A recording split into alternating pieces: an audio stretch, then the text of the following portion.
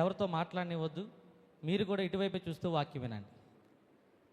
ఇశ్రాయేలీలు యుద్ధ సన్నద్ధులై ఎక్కడి నుంచి వచ్చారు? ఐగుప్తులోంచి బయట అడుగు పెట్టేటప్పుడు, వారి యొక్క బానిసత్వం నుంచి బయటకు అడుగు పెట్టే సమయానికి వారు ఎలాగూ బయలుదేరి వచ్చారంటే యుద్ధ సన్నద్ధులై. చెప్పండి ఈ మాట, యుద్ధ సన్నద్ధులై. గట్టిగా చెప్పాలి. యుద్ధ సన్నద్ధులై ఎక్కడి నుంచి బయలుదేరి వస్తున్నారు? ఐగుప్తు నుండి బయలుదేరి వస్తున్నారు. మనము కూడా ఈ లోక పాపం నుండి బయటికి వచ్చిన తర్వాత మనమందరం ఎలాగో మార్చబడ్డామంటే ఒక నిజమైన క్రీస్తు సైనికుల వలె మార్చబడాలని వాక్యం సెలవిస్తా ఉంది. ఎలాగునా? నిజమైన క్రీస్తు సైనికుల వలె. అలాగనే ఇశ్రాయేలీలు కూడా ఇదిగో ఎక్కడికి వెళ్తున్నారు వారి ప్రయాణం అంటే కనానుకి. ఎక్కడ నుండి? ఐగుప్తు నుంచి కనానుకి. మన ప్రయాణం కూడా ఎక్కడికి కదా? ఐగుప్తు అనే ఈ లోకంలో నుండి కనాన్ అనే పరలోక రాజ్యానికి మన ప్రయాణము ఆల్రెడీ మొదలు పెట్టేశాం. చాలా దూరం వచ్చేసాం. ఇక రేపో మాపో మన దేశానికి మనము వెళ్ళిపోతాం. వెళ్ళిపోతారా ఉండిపోతారా? వెళ్ళిపోతారా ఉండిపోతారా? అట్టా అనుకునే స్థాయిలో అందరూ బయలుదేరారు. ఎక్కడి నుండి? ఏం పాట పాడుకుంటా? నాకు ఈ పాట బాగా నచ్చింది. సియోను పాటలు. వెనకాల ముసలోళ్ళు పాడాలండి. ముసలోళ్ళ పాటలే ఇవన్నీ. నేను ముసలోళ్ళ పాటలే పాడతా, నాకు అయ్యే ఇష్టం. పాడండి. సియోను పాటలు సంతోషముగా పాడుచు సియోనుకు వెళ్ళుదాం. సియోను పాటలు. ఎక్కడికి వెళ్దామని బయలుదేరారు? సియోనుకు వెళ్ళిపోదామని పాటలు పాడుకుంటూ ఊరికనే బయలుదేరలా. యుద్ధ సన్నద్ధులై ఐగుప్తులోంచి కాలు బయట పెట్టారు. ఎట పెట్టారు? ఎలా బయట పెట్టారు? యుద్ధ సన్నద్ధులై ఐగుప్తులోంచి కాలు బయట పెట్టారు. ఈరోజు చాలామంది క్రైస్తవులు మేము పోరాడాలి దేవునితో కూడా, లేకపోతే అపవాదితో కూడా, లేకపోతే మేము ఏదో ఒకటి చేయాలని ఒక మంచి ఉద్దేశంతోనే దేవునిలోకి వచ్చి రక్షణ పొంది క్రైస్తవులుగా అంటే నిజమైన సైనికులుగా పోరాడాలని లోకమనే పాపంలోంచి బయట అడుగు పెట్టారు. మీరు అందరూ ఎంతమంది అయితే మారు మనసు పొందారో, ఎంతమంది అయితే దేవుని యొక్క బలలో చేతులు పెడుతున్నారో వీరందరూ కూడా ఎవరు? నిజమైన ఇప్పుడు మీరందరూ నిజమైన క్రైస్తవులేనా? అబ్బే కాదా?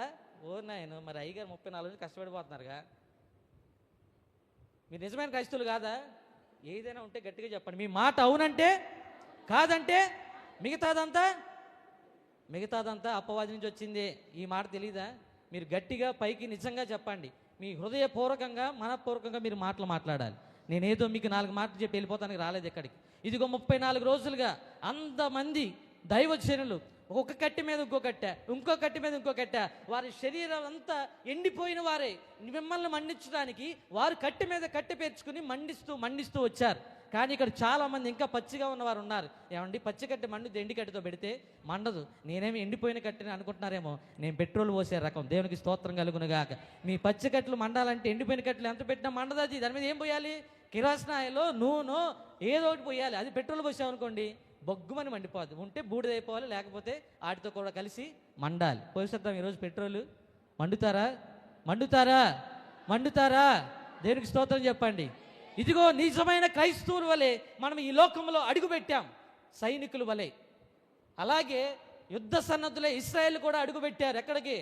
కనాను యాత్రకు బయలుదేరారు. ఏబు గారు అంటాడు కదా, ఇదిగో 7వ అధ్యాయం 1వ వచనంలో నరుల కాలము యుద్ధ కాలము వంటిది కాదా అంటే ఏంటి అర్థం? ప్రతి దినము మానవుని యొక్క పోరాటము దేంతో ఒక దానితో యుద్ధం చేయటమే. అవునా? దేంతో ఒక దానితో యుద్ధం చేయడమే. తల్లి గర్భంలో మనం పిండముగా రూపింపబడక ముందే మనం యుద్ధం చేసి పిండముగా మార్చబడ్డాం. ఆ తర్వాత బయటకు వచ్చిన తర్వాత అప్పుడే పుట్టగానే శిశువు దేనికోసం పోరాటం చేసింది? పాల కోసం. ఆకలి అనండి. ఆకలి ఎత్తుందా? ఎంతమంది ఆకలితో ఉన్నారు? నేను అడిగిన ప్రశ్న మీకు అర్థమైతే ఈ పాటికి 10 చేతులు పైన వేసేయి. ఎంతమంది ఆకలితో ఉన్నారు? దేవుడు ఈరోజు మీ ఆకలి తీర్చబోతున్నాడు. దేవుడు ఈ రాత్రి మిమ్మల్ని సంపూర్ణంగా చేయబోతా ఉన్నాడు. మీరు నమ్మాలి. నమ్మకపోతే ఏం జరగదు కార్యం, నమ్మితేనే జరుగుద్ది. ఇప్పుడు పుట్టగానే శిశువు దేనికోసం పోరాడుతుంది? ఆకలి కోసం, పాల కోసం పోరాటం. ఈ వయసులో రాగానే ఏం పోరాడతారు? వాళ్ళకి అన్నం వద్దు, ఏం కావాలి? పద్దాక ప్యాకెట్లే కావాలి. కొట్టాక చూడటం, ప్యాకెట్ తెచ్చుకోవడం. వాళ్ళ పోరాటం అదే. ఇంకొద్దిగా మంచి అవస్థలో వచ్చారనుకోండి, ఇక్కడ మా మేనల్లుడు ఉన్నాడు సంతోష్ కుమార్, వాడికి ఏం కావాలి? కొత్త కొత్త రుచులు కావాలి. ఇంట్లో అమ్మ చేసి నచ్చవాడికి ఏం కావాలి? ఆ పిజ్జాలో, బర్గర్లో, లేకపోతే రోడ్డు మీద ఎలాడేసే చికెన్ ఫ్రై ముక్కలు ఇంకా చూస్తే వాడికి ఆనందం వచ్చింది, అది కావాలి. ఈ యవ్వన కాలంలో ప్రారంభమయ్యే ఈ పోరాటం ఉంది చూసారా, అది చచ్చేంత వరకు పోదు. ఎప్పటి వరకు పోదో? ముసలి వాళ్ళు అయిపోయినా ఆకలి మీద పోరాటం పోయిద్దా? కొత్త రుచుల మీద పోరాటం పోయిద్దా? పోదో. ఎప్పటికప్పుడు ఏం కావాలి? ఈరోజు బిర్యానీ తిన్నా మరి కాసేపటికి ఇంకేదైనా రుచికరమైన భోజనం దొరికితే బాగుండు అని మనిషి ప్రతిరోజు పోరాడుతూ ఉన్నాడు. అందుకే ఒక సామెత ఉంది, ఏంటిది? కోటి తిప్పలు దేనికోసం? కూటి కోసమే. మరి ఈ క్రైస్తవుడి నిరీక్షణ కూడా దేనికోసమే అంటే దానికోసమే, మన కోటి తిప్పలని. ఇప్పుడు ఈ యవన కాలంలో ప్రారంభమైన ఈ ఆకలి పోరాటం చచ్చేదాకా పోదు. మీకు ఒక మంచి భక్తుడిని నేను చూపిస్తా. ఆయన విధేయతకు మారుపేరు కలిగిన వాడు. అసలు వాళ్ళ డాడీ ఏమో విశ్వాసులకు తండ్రి, ఈయనేమో విధేయతకు తండ్రి అని పేరు పెట్టొచ్చు, దేనికి స్తోత్రం కలిగినగా. కానీ పిల్లలను ఆశీర్వదించే సమయానికి ఏమన్నాడు? పెద్ద కొడుకుని పిలిచి, అయ్యా ఇదిగో నేను ఎప్పుడు చచ్చిపోతానో నాకు తెలీదు, కాబట్టి నేనేం చేస్తానంటే నువ్వు రా నా దగ్గరికి, నేను నిన్ను మంచిగా ఆశీర్వదిస్తా అని అన్నాడా? నేను చావక ముందు నువ్వు వెళ్ళి ఒక మేకనో కోడినో దేన్నో దాన్ని వేసేసి పట్టుకురా, ఊరినే పట్టుకొచ్చేది, మంచిగా వండి గుమగుమలాడుతా నా దగ్గర తీసుకురా, అది మొత్తం నేను తిని అప్పుడు నేను నిన్ను ఆశీర్వదిస్తా. ఏమండి, ఆశీర్వదించడానికి ముందు కూడా ఆకలి పోరాటం జరుగుతూ ఉంది. ఏం పోరాటం జరుగుతూ ఉంది? ఇదిగో ఆకలి మీద లేకపోతే తిండి మీద ఉన్న వ్యామోహము ఒకడికి రావాల్సిన ఆశీర్వాదము ఇంకొకరికి వెళ్ళిపోవడానికి కారణమైంది. ఈరోజు చాలామంది తిండి మీద వ్యామోహం పోవట్ల, తిండి మీద. ఇదిగో ఆ ఆకలి పోరాటం ఎప్పుడైతే ఆ ఆశీర్వాదము ఒకరికి రావాల్సింది ఇంకొకరికి వెళ్ళిపోయిందో, ఏమండి, ఈ ఏశావు తన వారసత్వంలోంచి శాశ్వతమైన శత్రువులు యాకోబు కొరకు సిద్ధపరచబడ్డారు. వాళ్ళు ఎవరు? అమాలేకీయులు. అమాలేకీయులు ఎక్కడి నుంచి వచ్చారు? ఏశావు సంతానం. ఇదిగో అమాలేకీయులతో తరతరముల వరకు యుద్ధము అని దేవుడే మాట్లాడాడు. ఆకలి కోసం చేసిన పోరాటం ఒక కొడుకు కోసం శాశ్వతమైన శత్రువులను సిద్ధపరిచింది. ఈనాటి క్రైస్తవుడి పోరాటం దేనికోసం? మీరు పోరాడేది దేనికోసం? మనం పోరాడేది దేనికోసం? పరలోక రాజ్యానికి చేర్చబడటానికి. ఇశ్రాయేలీలు కూడా శాశ్వతమైన కానాను సంపాదించుకోవడానికి ఎక్కడి నుంచి బయలుదేరారంటే ఐగుప్తులోంచి బయలుదేరారు. ఈ రాత్రి ఇశ్రాయేలీలు ప్రజల గురించి మీరు అనేక సార్లు వింటూ ఉన్నారేమో, కానీ వారి జీవిత గమనాన్ని లేకపోతే వారి ప్రయాణంలో చేసిన కొన్ని కార్యాలను నేను మీకు వివరించి ముందుకు వెళ్ళిపోతాను. చూడండి, ఇశ్రాయేలీలు ఎప్పుడు బయలుదేరారు, ఎక్కడ బయలుదేరారు? చూడండి, నిర్గమాకాండంలో బయలుదేరారు 13వ అధ్యాయంలో 14వ వచనం కాడికి వచ్చేపాటికి ఇది మొట్టమొదటి అనుభవం వారి జీవితంలో. ఈ ప్రతి అనుభవం, ఇప్పుడు మాట్లాడుకునే ప్రతి అనుభవం మన క్రైస్తవ జీవితంలో కూడా జరుగుద్ది. మీరు చాలా జాగ్రత్తగా ఈ మాటలు వినాలి. ఇదిగో మొట్టమొదటి అనుభవం ఎక్కడికి వచ్చారే అంటే, దేవుడు వారిని రక్షించేశాడు, వారి మూలుగులు విని వారిని బయటికి తీసుకొచ్చాడు, ఒక నాయకుడిని ఏర్పాటు చేసి వీరు బయలుదేరుతూ ఉన్నారు పాటలు పాడుకుంటూ. ఎక్కడికి వచ్చేసారు? ఎర్ర సముద్రం కాడికి వచ్చేసారు. దేవునికి స్తోత్రం కలుగునుగా. ఇదిగో ఎర్ర సముద్రం కాడికి వచ్చేసారు. 14వ అధ్యాయము 11వ వచనం కాడి మనం చదివితే అక్కడ మంచి మాటలు, మోషేతో ఐగుప్తులో సమాధులు లేవని ఈ అరణ్యంలో చచ్చుటకు మమ్మను రప్పించితివా? ఈ అరణ్యంలో చచ్చుట కంటే ఐగుప్తులకు దాసుల మగటి ఏ మేలనిది. ఈ మాట మీరు చూసారా? ఆ పైన ఏం పాట పాడారు? అవునా, దేవుడు మమ్మల్ని బయటికి రప్పించేశాడు, మేము సంతోషంగా పాటలు పాడుకు మేము సియోనుకు వెళ్ళిపోతున్నాం, ఇక మా జీవితంలో కష్టం ఉండదు, నష్టం ఉండదు, బానిసత్వం అనే మాటే ఉండదు, ఇక మేము ఎవరమో స్వతంత్రులము అని చక్కగా వెళ్ళిపోతున్నారు కదా. చాలామంది క్రైస్తవులు, నేను యేసయ్యను నమ్మేసుకున్నాను, నా అప్పులు తీరిపోయినాయి, నా అనారోగ్యం తీరిపోద్ది, ఇక నాకు ఏ చింత లేదని చెప్పి ముందుకు కొనసాగే ప్రయత్నంలో ఎర్ర సముద్రం అనే అనుభవం ఎదురైంది. అప్పుడు దాకా దేవుని ఏం పాటలు పాడారు తెలుసా? పైన వచనాల్లో పరిశుద్ధతలో, అవునా, మన వాళ్ళు వెళ్ళిపోయారు. యవనస్తుల చేతిలో యవనస్తులు దేవుని చేతిలో బలవంతులు. అవునా, దేవుని చేతిలో బలవంతులు. దేవుడు ఏం పెట్టాడు? 2 అగ్ని బాణాలు పెట్టాడు, కానీ వారు దాన్ని ఉపయోగించట్లా. అవునా, ఉపయోగించట్లా. మీకు దేవుడు ఏదైనా తలాంత ఇస్తే సంపూర్ణంగా అది దేవునిలో మీరు వాడగలిగితే దేవుడు మిమ్మల్ని ఉన్నతమైన స్థితికే తీసుకెళ్తాడు. అవునా, విడిచిపెట్టాడు ఎప్పుడూ కూడా. ఇదిగో ఈ రాత్రి వారు ఏం పాట పాడుతున్నారంటే పరిశుద్ధతలో. పాటలు పాడమంటే ఇశ్రాయేల్ తర్వాతే పాటలు కదా, మనం కూడా అంతే. పాటలు పాడమంటే మన తర్వాత ఇంకెవరైనా. పరిశుద్ధతలో మహనీయుడవు, నీ వంటి దేవుడు జగమున లేరు. పాడండి. మహనీయుడవు, నీ వంటి దేవుడు జగమున లేరు. నాలో నిరీక్షణ, నీలో సంరక్షణ, నీకే నా హృదయార్పణ. నాలో నిరీక్షణ, నీలో సంరక్షణ, నీకే నా హృదయార్పణ. బహు సౌందర్య సియోనులో స్తుతి సింహాసనాసీనుడా. దేవునికి స్తోత్రం కలుగునుగా. పరిశుద్ధతలో నీవే మహనీయుడు అన్నారు, నీ వంటి దేవుడు జగమున లేరన్నారు. ముందుకు వెళ్ళిపోతుంటే ఎర్ర సముద్రం అడ్డుచ్చేపాటికి ఏమన్నారు? ఇదిగో ఐగుప్తులో సమాధులు లేవా, మేము అక్కడ చచ్చిపోలేమా, నువ్వు మమ్మల్ని ఎక్కడ తీసుకుని చంపేస్తావని ఏం చేయడం మొదలుపెట్టారు? సన్నగటం మొదలుపెట్టారు. మీరు చాలా జాగ్రత్తగా మాట వినండి. దేవుడు ఏదైనా మనతో మాట్లాడుతున్నా అంటే ఏమండి, దేవుడు మనతో మాట్లాడుతున్నా అంటే ఊరకనే మాట్లాడు. నేను చాలా రోజులు ఏం మాట విన్నానంటే అయ్యగారి నోట్లోంచి, ఖాళీని పూరించండి, ఖాళీని పూరించండి, ఖాళీని పూరించండి, ఈ మధ్యలో ఖాళీ పూరించండి, ఈ మధ్యలో ఖాళీని పూరించండి. ప్రతిరోజు ఇదే మాట.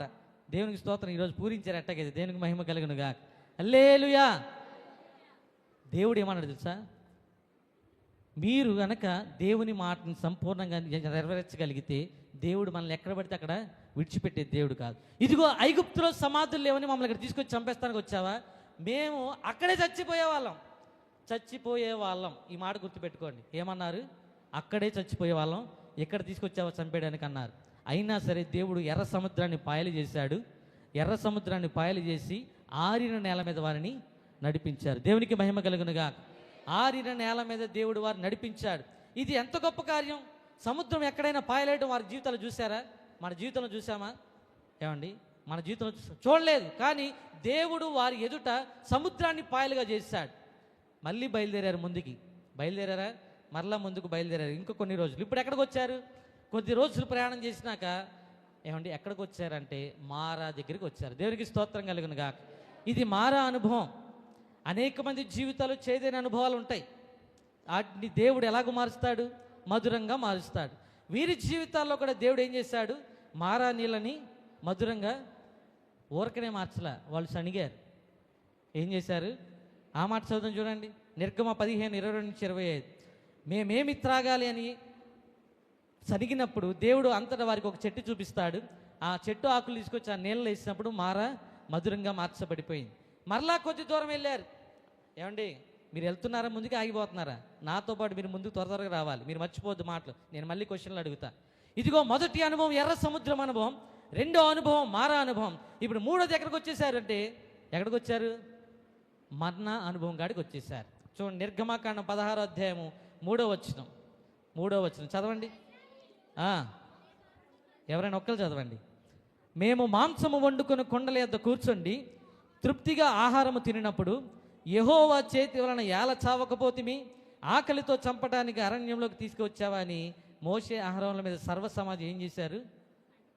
మళ్ళీ గుర్తుపెట్టుకోండి. ఏమన్నారు? చనిపోవడానికి తీసుకొచ్చావా? వాళ్ళకి ఏం గుర్తొస్తాయి? వారి మనసులన్నీ ఎక్కడ ఉన్నాయి? మాంసం వండుకునే కొండల మీదే ఉన్నాయి. ఎక్కడున్నాయి? మాంసం వండుకునే కొండల మీదే ఉంది వారి దృష్టి. ఎక్కడ లేదు వారి దృష్టి. అసలు మనం ఎక్కడికి వెళ్తున్నామో దాని మీద దృష్టి లేదు. ఇదిగో ఎర్ర సముద్రం వచ్చేసింది, వెనకాల శత్రువులు వచ్చేస్తున్నారు, చంపేస్తారు, చచ్చిపోయేదేదో అక్కడే చచ్చిపోతే బాగుండు, ఇక్కడ దాకా తీసుకొచ్చి ఎర్రనోళ్ళు సంపాదిస్తే మమ్మల్ని పాతి పెట్టేవాడు ఎవడు అనుకున్నారేమో. సరే, ఎట్టకొట్ట దేవుడు ముందుకు నడిపించాడు. ఇదిగో మళ్ళీ తాగడానికి నీళ్ళు లేకపోతే ఆ నీళ్ళు తాగకపోతే చచ్చిపోతాం కాబట్టి దేవుడు మారాన్ని మధురంగా మార్చాడు. ఇప్పుడు మన్నా కాడికి వచ్చిన వాడికి మన్నా అనుభవం ఇది. ఇదిగో తినడానికి ఆహారం లేదు, మాకు ఏం గుర్తొస్తున్నాయి? మాంసం కొండలు గుర్తొస్తున్నాయి అంటే వీళ్ళకి ఏం గుర్తు రావాలి? ఈరోజు ఇక్కడ చాలామంది కూర్చున్నారు, కానీ ఈరోజు అసలే ఆదివారం. ఇంటి దగ్గర బిర్యానీ చేశారు, చికెన్ కూర వండారు, మటన్ కూర వండారు, చేపల తట్టి దగ్గర మీ గుండెలన్నీ అక్కడే ఉండొచ్చు. ఈ రాత్రి మాత్రం ఇక్కడ పెట్టండి. ఈ రాత్రి ఇక్కడ పెట్టండి. వీరి మనసంతా ఎక్కడుంది? కొండల మీద ఉంది. అంటారు ఏమని? మమ్మల్ని చంపడానికి తీసుకొచ్చావా? మూడోసారి మీరు ఈ మాట గుర్తుపెట్టు. చాలామంది కాని మాట పలుకుతున్నారు. మమ్మల్ని చంపడానికి ఇక్కడ తీసుకొచ్చావా అంటే దేవుడే. అయినా సరే దేవుడు ఏం చేశాడు? మార్నింగ్ బ్రేక్ఫాస్ట్ ఏమో మన్నా బ్రెడ్, ఈవినింగ్ డిన్నర్కేమో మీట్ మసాలా. ఎవరికైనా ఉందా ఈ ధన్యత? అడగకుండానే దేవదూతలు తినే ఆహారాన్ని మన్నాగా కురిపిస్తున్నాడు ఆయన. ప్రతిరోజు ఉదయం పూట మన్నాని, సాయంత్రం పూట పూరేలు. పూరేలు అంటే ఏంటి? పూరేలు అంటే ఏంటి తెలుసా అందరికి? పూరేలు అంటే ఏంటో? పూరేలు అంటే కౌజుపెట్టలు. ఏంటి కౌజుపెట్టలు భలే ఉంటాయి తెలుసా? నాటుకోడికి తక్కువ, చికెన్కి ఎక్కువ ఉంటాయి. నాటుకోడికి తక్కువ, నాలంటోడే 10 ఆటిని తింటాడు నాలంటోడే. ఇంకా మీలాంటి వాళ్ళు అయితే చెప్పవసరంలా. ఇక్కడ మా అన్నయ్య ఒకడు ఉండాలి, కనిపించలేదు. ఏమండి కౌజుపెట్టలు అంట. అవి ఒక పట్టాన దొరకవు, ఒక పట్టాన తొందరగా దొరకవయ్యి. వేటగాడు వేటేసినా కూడా దొరకని కౌజు పెట్టాలని ప్రతి రాత్రి. అబ్బా ఏం అదృష్టం అండి. ఇప్పుడు దాకా నీకు చిన్న మాట చెప్తానండి. పగలేమో ఏసీ, రాత్రి అయితేనేమో మంచిగా చలి తగలకుండా దుప్పటి కప్పుతున్నాడు. అవునా? అగ్నితోటి దుప్పటి కప్పుతున్నాడు. పగలంతా ఏమో మేఘంలో ఉండి ఆయన ఏసీ గాలి. అవునా? వెళ్తా ఎదరు ఏ అడ్డు వచ్చినా సరే ముందు ఎవరు నిలబడుతున్నారు? ముందు ఎవరు నిలబడుతున్నారు? అవునా? ఆ మాట చెప్తారు ఎవరో తెలుసా? ఐగుప్తీయులు. ఇదిగో వారి పక్షంగా దేవుడే మన మీద పోరాడుతున్నాడు, మనం ఎక్కడి నుంచి పారిపోవాలని ఎప్పుడైతే వెనక తిరిగారో సముద్రాన్ని మూసాడు కదా. అడ్డొస్తే దేవుడు నిలబడుతున్నాడు. ఏమంటే దాహం వేస్తే నిలుస్తున్నాడు, ఆకలేస్తే పరలోకం నుంచి ఏం కురిపిస్తున్నాడు. అయినా స్త్రీలు ఏమంటున్నారు? మమ్మల్ని సొంతానికి తీసుకొచ్చావు వేడికి. ఏమయ్యా మోషే వింటున్నావా? మమ్మల్ని సంపుతానికి తీసుకొచ్చావుగా. ఈ పాస్టర్ గారు ఉన్న దగ్గర ఉన్నాడు, పరలోకం అంటాడు. ఇదిగో ఆయన, ఇదిగో గొప్ప దేవుడు ఉన్నాడు పైన, నీ కోసం పరలోక రాజ్యం సిద్ధం చేసామంటాడు. ఇక్కడికి వస్తేనేమో ఉపవాసం అంటాడు, లేకపోతే ఉపవాస ప్రార్థనలు అంటాడు, రాత్రి పగల కన్నీరు గార్చి ప్రార్థన చేయండి అంటాడు. ఈయనేమో ఊరుకోడు, ఆయనేమో ఏమి ఇవ్వడు. అవునా? ఆయన ఏమి ఇవ్వడుగా. వాళ్ళకైతేనేమో మన్నా కురిపించాడు, మాకైతేనేమో ఒట్టి చేతులే చూపిస్తున్నాడు. మాకేం అర్థమవుతుంది అనుకుంటున్నారు మీరు? ఇదిగో ఆయనకి కురిపించిన మన్నా దేవుడు. ఆ రోజు ఆయనే దేవుడు. ఇప్పటికీ కూడా 34 రోజుల నుంచి మీరు తిన్నది మన్నా కదా. మరి అబద్ధం ఆడతారు ఏంటండి? 34 రోజుల నుంచి మన్నా తింటున్నా మీరు ఇంకా ఆకలితో ఉన్నారా? ఉన్నారండి బాబు. కణానికి చేరేదాకా మనకు ఆకారం ఇదే, ఇంకా వేరేదేమి లేదు. కొన్ని వాళ్ళకంటే ఎట్టోగొట్ట రాత్రిపూట ఏదో నోటికి కొద్దిగా రుచికరంగా అప్పుడప్పుడు కౌజుపెట్టలు కూడా పంపిస్తున్నాడు. మరి మీకు వస్తున్నాయో లేదో? వస్తున్నాయా? మారా అనుభవం దాటారు, మన్నా అనుభవంలోకి వచ్చారు. ఇప్పుడు దేవుడు ఒకరోజు ఇక్కడికి ఎన్ని నెలలు అయిందో తెలుసా? వారు బయలుదేరి కేవలం 2 నెలలే. కేవలం 2 నెలలు. మీరు చాలా జాగ్రత్తగా వినాలి. 2 నెలల సమయం అయిపోయేపాటికి దేవుడు ఇప్పుడు మోషేతో మాట్లాడుతున్నాడు. అయ్యా మోషే, వీరు 2 నెలల తర్వాత 3వ నెల ఆరంభంలో సీనాయి అరణ్యం దగ్గరికి వచ్చారు. ఎక్కడికి వచ్చారు? సీనాయి అరణ్యంలోకి వచ్చారు. ఇప్పుడు ప్రభు అంటున్నాడు కదా, అయ్యా నేను వారితో మాట్లాడాలనుకుంటున్నాను. ఎవరితో? ఎవరితో? ఇశ్రాయేలుతో. ఎలా మాట్లాడాలనుకుంటున్నాడు తెలుసా? ముఖాముఖిగా. దేవుడే దిగి వచ్చి నేను వారితో మాట్లాడాలి, నా ప్రజలతో నేను మాట్లాడాలి, నా సింహాసనాన్ని విడిచిపెట్టి, నా మహిమను విడిచిపెట్టి నేను నా ప్రజలతో నేను స్వయంగా మాట్లాడాలి. నువ్వు వారిని పరిశుద్ధపరచు అన్నాడు. పరిశుద్ధపరచు అన్నాడు. 2 రోజులు చెప్పి 3వ రోజు వీరందరూ ఏం చేశారు? సీనాయి పర్వతం దగ్గరికి వెళ్ళారు. ఇప్పుడు దేవుడు చెప్పిన మాట తప్పకుండా దేవుడు సీనాయి పర్వతం మీదకి దిగి వచ్చాడు. దేవునికి స్తోత్రం కలుగును గాక. ఆయన మాట తప్పే దేవుడు కాదు. నీ జీవితంలో కార్యం చేస్తానంటే తప్పకుండా చేసి తీరుతాడు. నీ బిడ్డల జీవితంలో కార్యం చేస్తానంటే తప్పకుండా చేసి తీరుతాడు. ఆయన మాట తప్పిపోయే దేవుడు కాదు. ఆయన మహిమనైనా విడిచిపెడతాడేమో కానీ నీ కోసం చేసిన మాటను మాత్రం ఆయన, దేవునికి స్తోత్రం చెప్పొచ్చుగా. హల్లెలూయా. ఆయన మాట తప్పే దేవుడు కాదు. ఆయన దిగి వచ్చాడు తన మహిమతో కూడా వచ్చి మాట్లాడుతుంటే ఆ మాటలు వినలేక, అయ్యా మోషే మేము వినలేము కానీ నువ్వే దేవుడితో మాట్లాడు, మేము ఇక్కడే ఉంటాం, నువ్వే దేవుడితో మాట్లాడంటే మోషే వెళ్ళాడు. దేవుడు ఆ 3 రోజులు ఏం చెప్పాడు తెలుసా? 10 ఆజ్ఞలు వారికి చెప్పాడు. ఏం చెప్పాడు? 10 ఆజ్ఞలు చెప్పాడు. మోషే 3 రోజుల కిందకు వచ్చాడు. అమ్మా దేవుడు ఇదిగో 10 ఆజ్ఞలు మీకు చెప్తున్నాడు, ఈ ఆజ్ఞలు మీ జీవితంలో ఖచ్చితంగా పాటించాలన్నాడు. అయ్యా నువ్వు ఏది చెప్తే అది చేస్తామని అన్నారు. చదవండి, ఆ మాట చదువుతాం చూడండి. నిర్గమాకాండము 19వ అధ్యాయం 8వ వచనంలో మాట చదువుదాం. అందుకు ప్రజలందరూ యెహోవా చెప్పినదంతయు చేసేదమని ఎలా ఇచ్చారు? ఎలా? గట్టిగా చెప్పాలి. ఒక్కరు ఇచ్చారా, ఇద్దరు ఇచ్చారా? సర్వ సమాజం అంతా ఎంతమంది అయితే బయలుదేరారో అన్ని లక్షల మంది చెప్పిన మొట్టమొదటిసారి మాట ఏంటి తెలుసా? మేము యెహోవా చెప్పినంతయు ఇది ఒకటోసారి. గుర్తుపెట్టుకోవాలి. ఇది ఎన్నోసారి? మరలా నిర్గమాకాండం 24వ అధ్యాయము 3వ వచనం. మరలా 3 రోజులు 10 ఆజ్ఞలు చెప్పిన తర్వాత మరలా 6 రోజులు పైకి వెళ్ళాడు మోషే. అక్కడప్పుడు ఏం చెప్పాడు తెలుసా? 7వ రోజు పైకి పిలిచి న్యాయ విధులన్నిటిని గురించి అక్కడ బోధించాడు. ఇప్పుడు మోషే మరలా కిందకు వచ్చాడు. అమ్మా ఇదిగో దేవుడు ఈ న్యాయ విధులన్నింటినీ పాటించమన్నాడు, ఈ పండగలను పాటించమన్నాడు అని చెప్తే అప్పుడేమన్నారు చదవండి.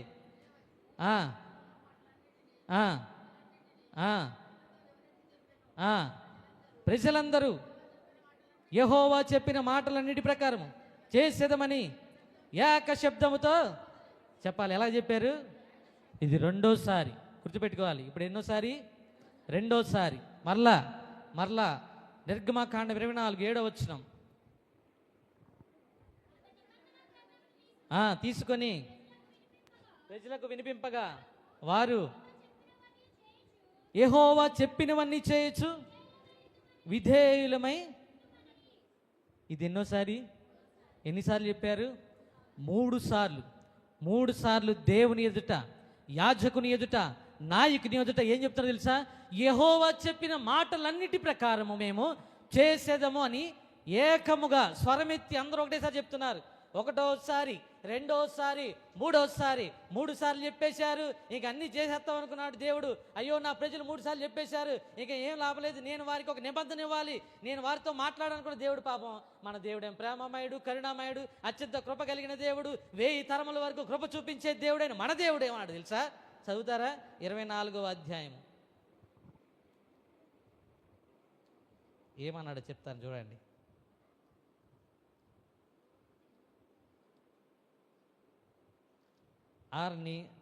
వాళ్ళని ఏమంటాడంటే, వీళ్ళు నా దేవుని ప్రజలు, దేవుని సొత్తైన మాట అనే మాట చదవన మాట.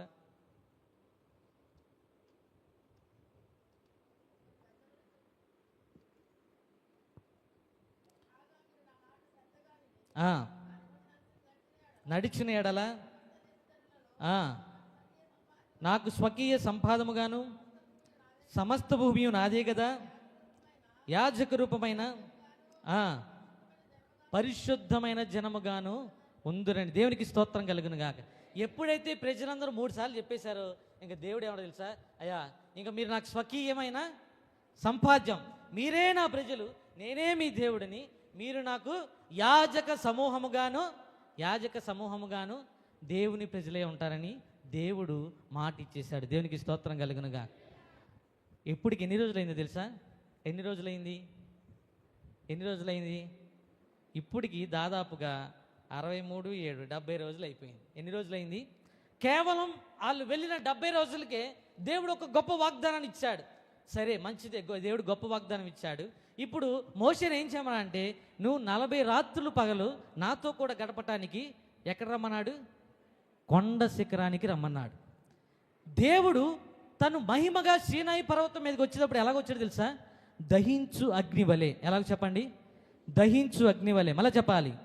దహించు అగ్నివలే సీనాయి పర్వతం మీదకి రావటం ఇశ్రాయేలీలు కల్లారా చూశారు. ఇశ్రాయేలీలు ఎలా చూశారు? కల్లారా చూశారు. ఇప్పుడు దేవుడు ఎక్కడున్నాడు? సీనాయి పర్వతపు కొండ శిఖరం మీద. మోషే ఎక్కడున్నాడు? కొండ శిఖరానికి వెళ్ళాడు. వీళ్ళు ఎక్కడున్నారు? కొండ దిగువన ఉన్నారు. ఇప్పుడు మోషే కొండ శిఖరానికి వెళ్ళాడు.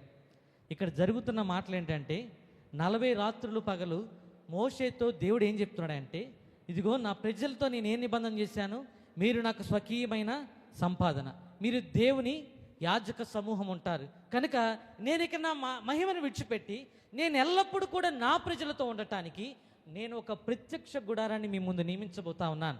కనుక ఆ ప్రత్యక్ష గుడారపు యొక్క నమూనా అంతటిని 40 రోజులు 40 రాత్రులు పగలు దేవుడు మోషేతో మాట్లాడుతూ ఉన్నాడు. ఎవరితో మాట్లాడుతున్నాడు? 40 రాత్రులు 40 పగళ్ళు దేవుడు మోషేతో మాట్లాడుతూ ఉన్నాడు. మొత్తానికి 110 రోజులు జరిగిపోయింది. 110 రోజులు జరిగిపోయినాయి. ఇప్పుడు వీరి సీనియారిటీ ఎంత? ఇశ్రాయేలీల సీనియారిటీ ఎంత? అమ్మ ఇటే ఉండాలి, ఎవరు మాట్లాడుకోవద్దు. ఇశ్రాయేలీల సీనియారిటీ ఎంత? కేవలం 110 days, కేవలం 110 రోజులు మాత్రమే. మీరు చాలా జాగ్రత్తగా వినండి. కేవలం 110 రోజులు మాత్రమే. బానిసత్వంలో 450 సంవత్సరాలు మగ్గిపోయారు, 430 సంవత్సరాలు మగ్గిపోయారు.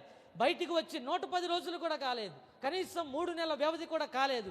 దేవుడు వీరికి ఏమని ఇచ్చినా తెలుసా?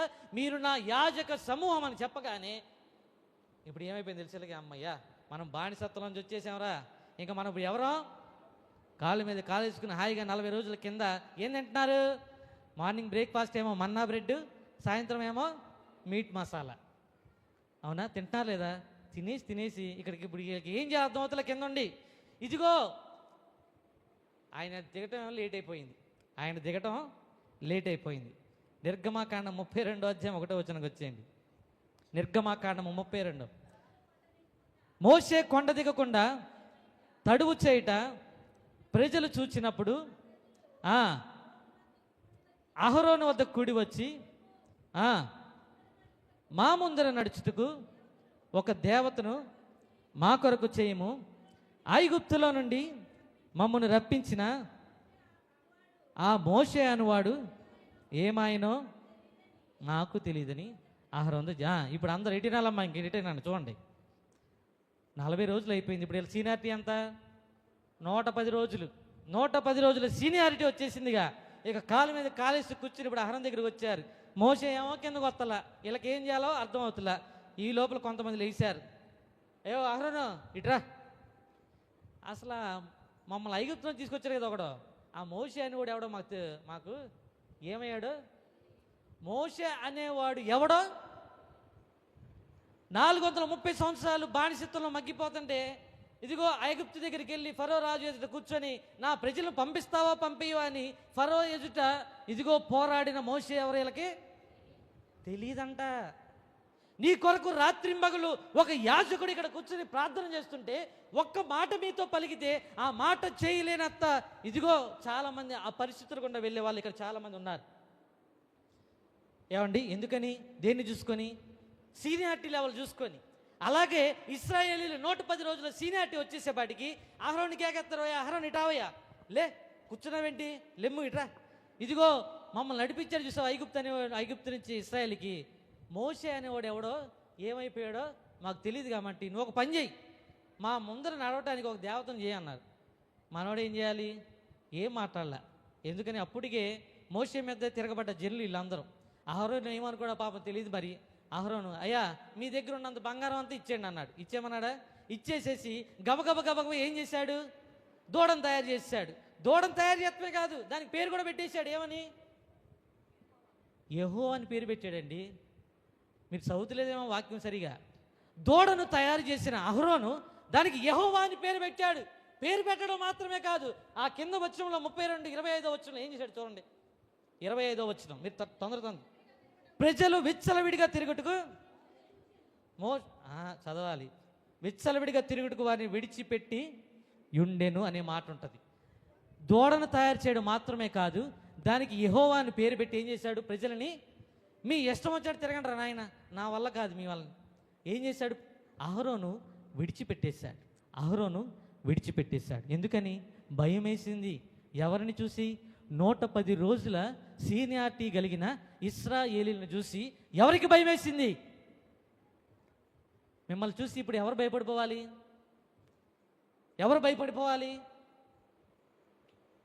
చెప్పరేంటండి? కొంతమంది భయపెట్టే వాళ్ళు ఉంటారు, భయపడిపోతారు.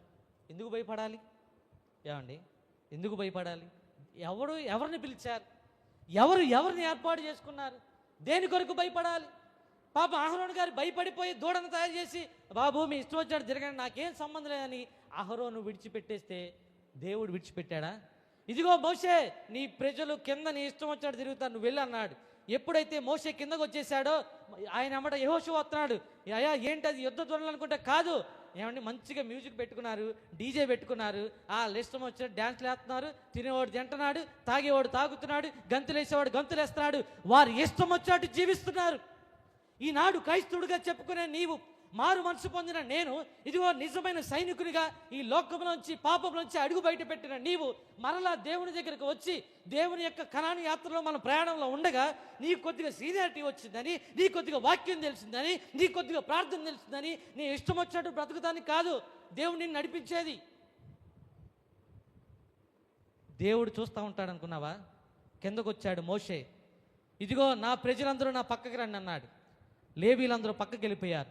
వారితో ఏం చెప్పారంటే, ఎవడు వాడి సహోదరి మీద కత్తేసి చంపుతాడో ఈరోజు దేవుడికి వాడిని అప్పగించుకున్నట్టు చెప్పినప్పుడు ఆ రోజు ఎంతమంది చచ్చిపోయారు? 3000 మంది చచ్చిపోయారు. సంఘములోకి దూడ వస్తే మీరు చాలా జాగ్రత్తగా గమనించాలి. సంఘములోకి దూడనే విగ్రహారాధన వస్తే, సంఘములోకి దూడనే వ్యభిచారత్వం వస్తే, సంఘంలోనికి జారత్వం అనే ఆత్మ కనుక వస్తే 3000 మంది చచ్చిపోయారు ఆ రోజు. కానీ నువ్వు చేయవలసింది ఏం ఆరాధన? విగ్రహారాధన కాదు. దేవుడు నిన్ను సత్యముతోనూ ఆత్మతోనూ నిన్ను ఆరాధించమంటుంటే నువ్వు జారత్వాన్ని తీసుకొస్తున్నావు, వ్యభిచారాన్ని తీసుకొస్తున్నావు, దొంగతనాన్ని తీసుకొస్తున్నావు, నీ ఇష్టం వచ్చిన క్రియలన్నింటినీ సంఘంలోకి తీసుకొస్తున్నావు. What the hell you people are doing అని దేవుడు అడిగితే ఏం చెప్తారు మీరు? ఒక్కరోజే 3000 మంది చచ్చిపోయారు. కానీ ఎప్పుడైతే మేడగది అనుభవంలో పరిశుద్ధాత్మ దేవుడు వారి మీదకి దిగి వచ్చాడో ఆ రోజే 3000 మంది ఒక్కరోజు సంఘంలోకి చేర్చబడ్డారు. దేవునికి స్తోత్రం కలుగును గాక. ఇదిగో విగ్రహారాధన చేస్తే మరణం వస్తుంది, ఆత్మారాధన చేస్తే ఆ మరణించిన ప్రజలు సైతము పునరుద్ధానంలో తిరిగి లేవబడతారు. దేవునికి స్తోత్రం కలుగును గాక. హల్లెలూయా. ఇది అక్కడ ఉన్న అనుభవం. ఇశ్రాయేలును ఊరకే ఎందుకు నడిపిస్తాడు? ఏమండి, వారు చేయాల్సిన జర్నీ కేవలం 40 days, మహా అయితే 11 రోజులు, ఇంకొద్ది ఆలస్యం అయితే 40 రోజుల జర్నీ అంతే. కానీ వారి జీవితము 40 రోజుల నుంచి 40 సంవత్సరాలకు మార్చబడింది. ఇంకా అయిపోయింది అనుకుంటున్నారా? అప్పుడే అవ్వలేదు. ఇంకా ముందుకెళ్ళని చూడండి. ఎప్పుడైతే 3000 మంది చచ్చిపోయారో ఇప్పుడు మోషే గారి కిందకి దిగి వచ్చాడు, ప్రత్యక్ష గుడారం గురించి చెప్పాడు. ఆ సంవత్సరం అంతా, మిగతా 7 నెలలంతా కూడా వాళ్ళు ఏం చేశారంటే ఆ ఉన్న 9 నెలలంతా కూడా ప్రత్యక్ష గుడారాన్ని వాళ్ళు తయారు చేసి 2వ సంవత్సరం 1వ నెల 1వ తారీఖున ప్రత్యక్ష గుడారాన్ని వాళ్ళు నిలవబెట్టారు. ప్రత్యక్ష గుడారం నిలవబెట్టినప్పుడు ఏమైంది? దేవుని యొక్క మహిమ ప్రత్యక్ష గుడారం మీదకి సంపూర్ణంగా దిగి వచ్చిందా, కొద్దిగా దిగి వచ్చిందా? ఆకాశములో ఎవరు సమీపింపరాని తేజస్సులో నివసించే దేవుని యొక్క మహిమ అక్కడ ఎంత ఉందో అదే మహిమ సాక్ష్యపు మందపు మందిసం మీదకి దిగి వచ్చినట్లుగా ఇశ్రాయేలు ప్రజలందరూ చూశారు. దేవునికి స్తోత్రం కలుగును గాక. ఇప్పుడు దేవుడు ఎవరితో ఉన్నారు? ఇశ్రాయేలుతో ఉన్నారు. అయితే ఇంకా ఇశ్రాయేలీల పాపం, అసలైన తిరుగుబాటు ఇప్పుడే ప్రారంభమైంది. అసలైన తిరుగుబాటు, the rebellion against God has started here only. ఎప్పుడో తెలుసా? దేవుని మహిమ ప్రత్యక్ష గుడారం మీదకి వచ్చిన తర్వాత అసలైన తిరుగుబాటు స్టార్ట్ చేశారు. ఇప్పుడు దాకా ఆకలి కేకలు పోయినాయి. ఇప్పుడు ఇంకా అసలైన తిరుగుబాటు మొదలుపెట్టారు. మరలా చూడండి, వెళ్దాం కొద్దిగా ముందుకి, ఇంకొంచెం ముందుకు వెళ్దాం. సంఖ్యాకాండం 10వ అధ్యాయము 11వ వచనం. సంఖ్యాకాండం 10వ అధ్యాయం 11వ వచనం. త్వరగా చదవాలి. కాదు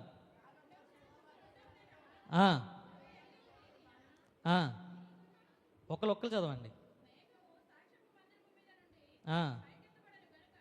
2వ నెల 2వ సంవత్సరం 2వ నెల 20వ రోజు. చాలండి. 2వ నెల 20వ తారీఖు అంటే మొదటి నెల 30 రోజులు, 2వ నెల 20వ రోజు. మొత్తం ఎన్ని రోజులైనవి? 50 రోజులు. దేవునికి స్తోత్రం కలుగునుగా. 50 రోజులు సాక్ష్యపు మందసం మీద దేవుని మహిమ అలాగే నిలిచి ఉంది. మీరు చాలా జాగ్రత్తగా ఈ మాటలు వినండి. 50 రోజులు దేవుని మహిమ ఇక్కడే నిలిచి ఉంటుంది. ఎక్కడ నిలిచి ఉంటుంది? ఇక్కడే నిలిచి ఉంది. మీరు ఇప్పుడు నుంచి ఈ మాటలు గమనించుకోండి. ఇదిగో 34 రోజులు గడిచిపోయినాయి, ఇది 35వ రోజు, ఇంకా 15 రోజుల సమయం మాత్రమే మిగిలింది. దేవుడు మీతోనే ఉన్నాడు. మీరు ఆ విషయాన్ని గమనిస్తున్నారా? దేవుడు మీతోనే ఉన్నాడా లేదా? మాట్లాడుతున్నాడా లేదా? మీరు మరి వింటున్నారా? చివరున్న వాళ్ళు వింటున్నారా? 50 రోజులు దేవుని మహిమ అక్కడే నిలిచి ఉంది. 50వ రోజున బయలుదేరుతుంది. 50వ రోజున బయలుదేరుతుంది. ఎప్పుడైతే 50వ రోజున పైకి లేచిందో వాళ్ళు ప్రయాణం మొదలుపెట్టారు. ఖచ్చితంగా 3 అంటే 3 రోజులే ముందుకెళ్ళారు. ఎన్ని రోజులు? 50 రోజులు అయిపోయినాక ఇక్కడ చాలామందిలో ఎన్ని రోజులు ఉంటుంది? 1, 2, 3. 3వ రోజు మళ్ళా వెళ్ళిపోదాం సినిమా దగ్గరికి. కొత్త సినిమా రిలీజ్ అయింది, ఉపవాస ప్రార్థనలో ఉన్నాం, వెళ్ళకూడదని ఆగిపోయాం. మా వాడు రిలీజ్ అయ్యాడు అనేవాళ్ళు చాలామంది ఇక్కడ ఉన్నారు. సీరియల్ ఆపేసి 50 రోజులు అయిపోయింది. 3 రోజులు ఎట్టగా ముక్కు మూసుకుని ఊపిరి పడ్డాం. 3 రోజులు ఎట్టగొట్టగా ఆపేసుకున్నాం. 3వ రోజు నుంచి ఇంకా మొదలైపోద్ది అసలైనా మరలా యదా కదా. అవునా? మరలా మామూలు అయిపోద్దా? అయిపోయిందండి బాబు ఇక్కడ. మరలా యదా మామూలు అయిపోయింది. ఎదిగో 9 నెలలు ప్రత్యక్ష గుడారాన్ని కట్టారు. అసలు దేవుడు మహిమ ఏంటో చూసేశారు. 50 రోజులు దేవునితో పాటే ఉన్నారు. ఆనందించారు, స్తోత్రం చేశారు, గాన ప్రతిగానాలు చేశారు. కానీ 3 రోజులు గడిచిపోయేపాటికి మరలా మామూలే. చూడండి, సంఖ్యాకాండం 11వ అధ్యాయం 1వ వచనం. ఒకటే ఒక అధ్యాయం. జనములు ఆయాసమును గురించి సనుగుచుండగా ఎవరికి వినబడింది? హలో, దేవుడు చెప్తాం మాత్రమే కాదు, వింటాడు కూడా. మీ మాటలు వింటారు కూడా. అప్పుడేమో మూలుగులు, ఇప్పుడేమో అప్పుడేమో మూలుగులు. బాధ వస్తేనేమో అయ్యా ఎక్కడున్నావయ్యా నాదియా, ఉన్నావా నువ్వు లేవా అని మూలిగావే. ఇప్పుడు ఏం చేస్తున్నారు? ఎప్పుడు 50 రోజుల దేవునితో ప్రత్యక్షమైన సహవాసం చేసిన తర్వాత, ఆనాడు 430 సంవత్సరాల క్రితం మూలుగులు ఇడితే అప్పుడు కూడా అన్నాడు దేవుడు. ఇప్పుడు కూడా అంటున్నాడు, నీ మూలుగులు విడుతున్నావా, చనుగుతున్నావా? మళ్ళీ ఏం చనుగుతున్నారు? మరలా మామూలే. అవునా? మరలా మామూలు. ఏం చనుగుతున్నారు? వాళ్ళు అంట వచ్చేటప్పుడు వాళ్ళ వెనకమాల ఒక మిశ్రిత జనంగాన్ని తెచ్చుకున్నారంట. ఎవరిని? వీళ్ళు ఎలాంటి వాళ్ళు తెలుసా? అటు ఇటు కాని బ్యాచ్. ఎలాంటి బ్యాచ్? అటు దేవునిలో ఉండరు, ఇటు ఇందులోనే ఉండరు. సగం అటు సగం ఇటు. ఎటు దొరికితే అటు ఉండిపోతారు. వీళ్ళందరూ ఎవరో? వీళ్ళు మొదలెట్టారు. ఏమని? ఒరే, దేవుడు చాలా రోజులు అయిపోయింది మాసం ఇచ్చి, ఒకసారి అడుగుతారేంటి అంటున్నారంట వీళ్ళని. ఎవరిని? ఇశ్రాయేలుని రేపుతారు. వీళ్ళు ఇక్కడ కూర్చొని వీళ్ళు అడుగుతున్నా. ఇశ్రాయేలు రేపుతుంటే వీళ్ళు ఇక మొదలెట్టేశారు. అయ్యా మోషే, మళ్ళీ మమ్మల్ని సొంతానికి తీసుకు. ఆ మాట చదవండి, 11వ అధ్యాయం 5వ వచనం. ఐగుప్తులో ఉచితంగా తిరినా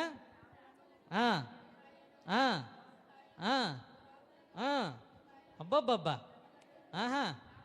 ఓహో, ఏమొస్తున్నాయంట? మాకు ఈ కీరకాయలు దోసకాయలు తెగ్గుర్తొచ్చేస్తున్నాయి, కానీ ఒక్కసారి మాంసం కురిపిస్తావేటి? ఏసయ్యా ఎక్కడున్నావు నాయన తండ్రి? చాలా రోజులు అయిపోయింది ఆశీర్వది ఇచ్చేసి. ఇటు వెళ్ళిపోయినావు నాయన, ఇటు రానాయన, కొద్దిగా చాలా రోజులు అయిపోయింది నీతో మాట్లాడి. పాపం దేవుడు విని విని విని విసిగిపోయి ఏం చేద్దాం? ఒక పక్కనేమో నా ప్రజలు అన్నాడు, విడిచిపెట్టలేడు. ఎందుకని? ఆయన అత్యంత కృప కలిగిన దేవుడు, విడిచిపెట్టాలనుకోడు ఎప్పుడు. ఇక లాభం లేదనుకుని మోషే ఏం చేస్తాడు? అయ్యా నేను ఈ మొయ్యలేని బార నేను మొయ్యలేకపోతున్నాను ఆయన, వీళ్ళందరినేమో నా నెత్తి మీద కూర్చోబెట్టావు, నేనేమో లాగలేక నాకేమో సంవత్సరాల తరబడి వయసు అయిపోతుంది. అప్పటికే 80 సంవత్సరాలు దాటిపోయినాయి. ఎవరికే? అవునా కదా? ఐగుప్తుకి వచ్చేవాడికే మోషేకి 80 సంవత్సరాలు వచ్చేసినాయి. 80 సంవత్సరాల వయసులో 30 లక్షల మంది వేసుకుని నలుగురిని లాగడానికే కష్టం అనుకుంటే, ఆ రోజుల్లో 30 లక్షల మంది వెనకాల వేసుకుని లాగుతున్నాడు మోషే.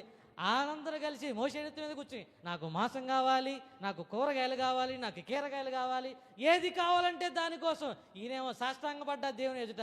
ఆయన కోపగించుకున్నా కూడా, అయ్యా నీ ప్రజలయ్యా, వాళ్ళు తిట్టేస్తారయ్యా, ఇదిగో వీళ్ళ ప్రజలను తీసుకెళ్ళి నట్టేట ముంచేసాడు వీళ్ళ దేవుడు అనుకుంటారయ్యా, దయచేసి అట్ట చేయొద్దయ్యా, వాళ్ళు అడిగిందల్లా ఇచ్చేయ్యా అని ఇదిగో యాజకుడు బతిమలాడుతుంటే, ఇదిగో ఏది కావాలంటే అది, ఆరోగ్యం కావాలంటే ఆరోగ్యం, అప్పులు తీర్చాలంటే అప్పులు తీర్చాలి, పిల్లలు కావాలంటే పిల్లలు కావాలి, వివాహం అంటే వివాహం, ఏది కావాలంటే ఆటో అంటే ఆటో, కారు అంటే కారు, బైక్ అంటే బైకు, నీకు ఏది కావాలో నీ ఇష్టం వచ్చిందల్లా వచ్చి అడుగుతా ఉంటే, పాపం అక్కడ కూర్చున్న ఒక ఆయన ఏం చేయాలో తెలియక రాత్రి మగలు కన్నీరు కాస్తూ ఒక్కడి పేరు కూడా మర్చిపోకుండా.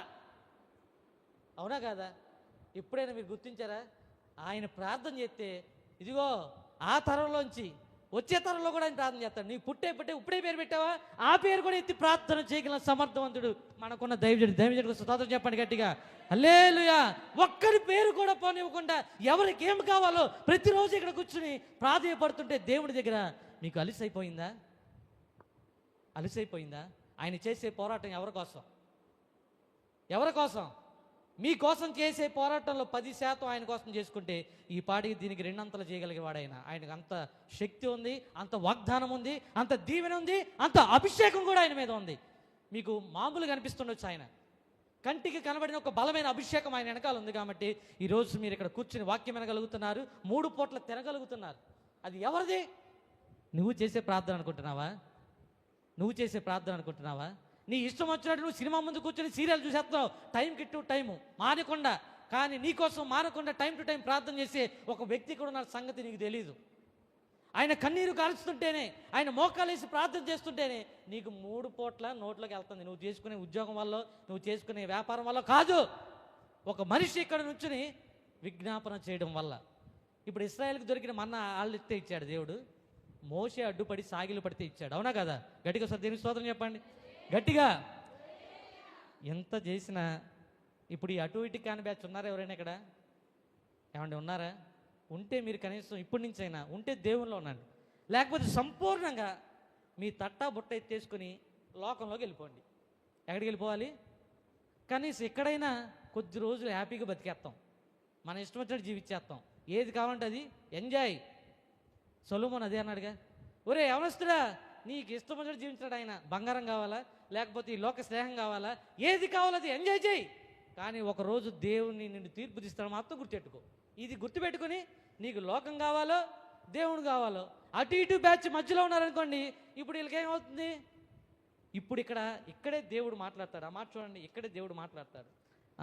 సంఖ్యాకాండం 14:3 ఒక మాట చదవండి.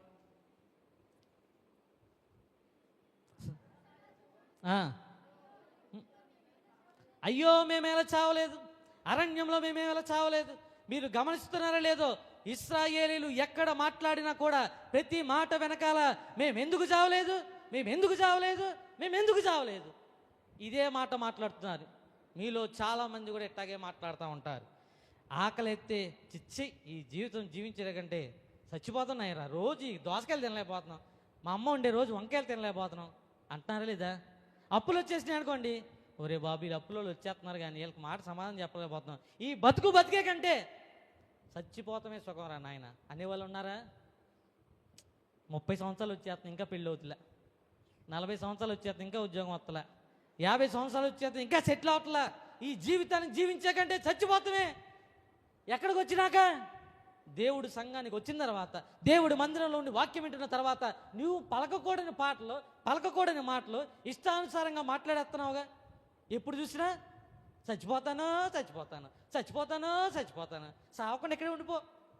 అందరూ ఇక్కడ ఉండిపోతామేంటి? ఏదో ఒక రోజు అందరూ తుర్రుమని ఎగిరిపోతాం. నువ్వు ఇక్కడే ఉండిపోతావా? ఉండవుగా. మరి ఎందుకు అంత తొందర ఎందుకు? అందరూ ఏమో 1000 ఏళ్ళు బతుకుతారు, నువ్వేమో 100 సంవత్సరం చచ్చిపోతావా? లేదుగా. అందరం ముక్కు మోసుకుంటే తుర్రుమని ఎగిరిపోతారు 2 నిమిషాల్లో. ఎగిరిపోతామా? ఎగిరి వెళ్ళిపోతాము. పాటలు పాడటం కాదు, గుండెల్లో ధైర్యం ఉంటే ఆ మాట మాట్లాడగలగాలి, పిరికి మాటలు మాట్లాడవద్దు. ఇప్పుడు ఇక్కడికి వచ్చిన తర్వాత వీళ్ళు ఇప్పుడు ఏం చేశారంటే ఆ మాంసాపేక్ష కలిగిన వారందరినీ అక్కడ పాతి పెట్టేశాడంట దేవుడు. మాంసాపేక్ష కలిగిన వారందరినీ ఎక్కడ? అడవిలోనే. ఇంకా ముందుకు వెళ్తానికి లేదు, ఇంకా ముందుకు వెళ్తానికి ఇంకా ఆ తర్వాత అసలు మాంసమే రాలా. దేవునికి స్తోత్రం కలుగును గాక. హల్లెలూయా. ఎప్పుడైతే మాంసాపేక్ష కలిగిన వారందరినీ అరణ్యంలో చంపేశారో, అరణ్యంలో పాతి పెట్టేశారో, ఆ తర్వాత మాంసం లేదు, ఓన్లీ మన్నానే. దేవునికి స్తోత్రం. ఓన్లీ మన్నాని. ఇంకా ఆ తర్వాత మాంసం లేదు. ఇంకా ఎందుకని? వాళ్ళందరిని చంపేశాడు దేవుడు. దరిద్రం వదిలిపోయింది. రోజు కౌజుపెట్టలు ఎక్కడ దొరికితాయండి? దేవుడికైనా దొరకాలిగా. ఆ మాత్రం ఎన్ని పుట్టిస్తారా ఆయన మాత్రం? ఊరికే పనియట్లేదు ఆయన్ని చంపేయడానికి. ఆయనకి ఆనందమా? వీళ్ళు పోనీ ఒకటి తింటాడా? ఒకటి తిండో, ముక్కుల్లోంచి నోట్లోంచి వచ్చేంత వరకు దింగుతాడు. పోనీ ఒకటి తిని ఊరుకుంటే పంపిస్తాడు. ఒకడు 100 తినేసి 50 తిని యాడ్ నుంచి వస్తాయి పద్దా అక్కడ. దేవుడికైనా వాటి మీద జాలి పుట్టి ఏమైనా చంపేశాడు. పోతే పోనీ ఏదో జనాలు ఉంటే సత్యసాని. ఏమండి, పక్షులను ప్రేమించడానికి ఏం చేస్తాం మరి? పద్దాకి ఆడకురిపిస్తా అండి పూరేళ్ళని. సరే ఇన్ని రోజులు అయిపోయింది, ఇక నేను ముందుకు వెళ్ళిపోతా, టైం అయిపోతుంది. మాంసాపేక్షలు చచ్చిపోయారు. సరే దేవుడు ఏమనుకున్నా అంటే వీరి ఆలోచన పద్దాక తిండి మీదనో ఇహలోక సంబంధం మీద వాటి ఉన్నది కదా. సరే ఒక పని చేద్దాం, నేను ఇవ్వబోతున్న స్వాస్థ్యాన్ని ఎలాగుందో వీళ్ళకి చూపిద్దాం అని చెప్పి మోషే రా నాయన, ఒక 12 మందిని గోత్రానికి ఒకరు చొప్పున అక్కడికి పంపించు కానానికి, దాన్ని వేగు చూసి వస్తారని చెప్పాడు. అవునా? 12 మంది వెళ్ళారు, బాగా చూశారు, వచ్చేటప్పుడు గెల్లెత్తుకొచ్చారు, మోసుకొని వచ్చారు. వచ్చినాక ఆ కాలేబు యెహోషువలు పూర్ణ మనసుతో దేవుని ఆరాధించారు కాబట్టి దేవుడు ఖచ్చితంగా మనకి ఆ స్వాస్థ్యాన్ని ఇస్తాడు, దాన్ని జయించడానికి మనకి శక్తి ఇస్తాడని దేవుని నామాన్ని ఘనపరిచే రీతిగా మాట్లాడు. దేవునికి స్తోత్రం కలుగును గాక. మీలో ఎంతమందికి దేవుడు పరలోక రాజ్యాన్ని ఇస్తాడన్న మాట నమ్మకం చెప్పండి.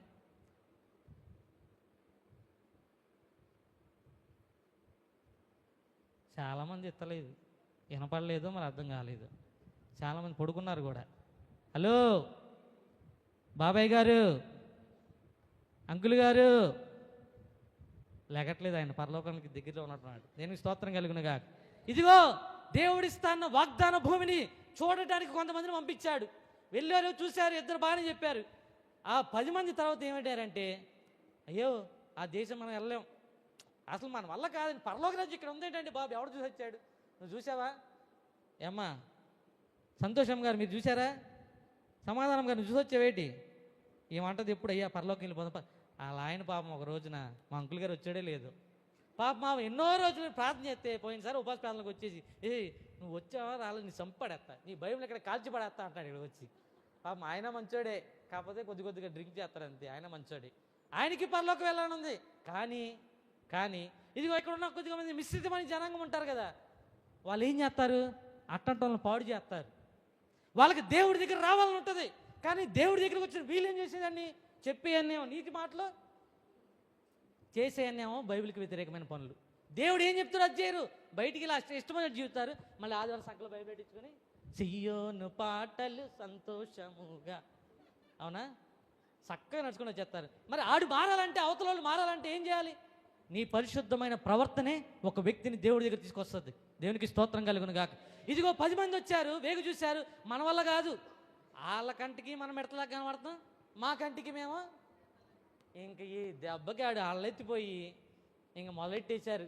అయ్యో మోసే, బాబో మోసే, మేము అక్కడే చచ్చిపోయేవాళ్ళం, మళ్ళీ మొదలెట్టేసారు, మేము అక్కడే చచ్చిపోయేవాళ్ళం, ఈ అరణ్యంలో లేకపోతే చచ్చిపోయేవాళ్ళం. ఇది తీసుకెళ్ళి ఆ కనానీయుల చేతిలో, ఆ హివ్వీల చేతిలో, ఆ యెబూసీల చేతిలో, ఆ అమోరీల చేతిలో, ఆ అమ్మోనీల చేతిలో, ఆ మోయాబీల కత్తి వాతకు మమ్మల్ని గురవమంటావా, మేము వెళ్ళిపోతాం. ఇదంతా అరే ఇదంతా మనకు వద్దు, కానీ మనం ఒకటి ఏర్పాటు చేసుకుని మళ్ళీ తిరిగి వెళ్ళిపోదాం బండ్రా అని అనేస్తున్నారండి. ఎక్కడికి, మళ్ళా గో రిటర్న్ బ్యాక్. వీళ్ళకి ముందుకు వెళ్తాను కూడా కావాలి, వెనక్కి వెళ్తాను కూడా కావాలి. వీళ్ళ వల్ల ఏం కాదు. దేవునికి స్తోత్రం కలుగును గాక. ముందుకెళ్తానికి మోషే లాంటి నాయకుడు కావాలి, మళ్ళీ వెనక్కి వెళ్తానికి కూడా నాయకుడే కావాలంట. వచ్చిందని వెళ్తాం తెలియదు వీళ్ళకి. మళ్ళీ ఇలాంటనే యుద్ధ సన్నద్ధులై, మేము ఐగుప్తులోంచి ఎలా వచ్చారు, యుద్ధ సన్నద్ధులై వచ్చారు.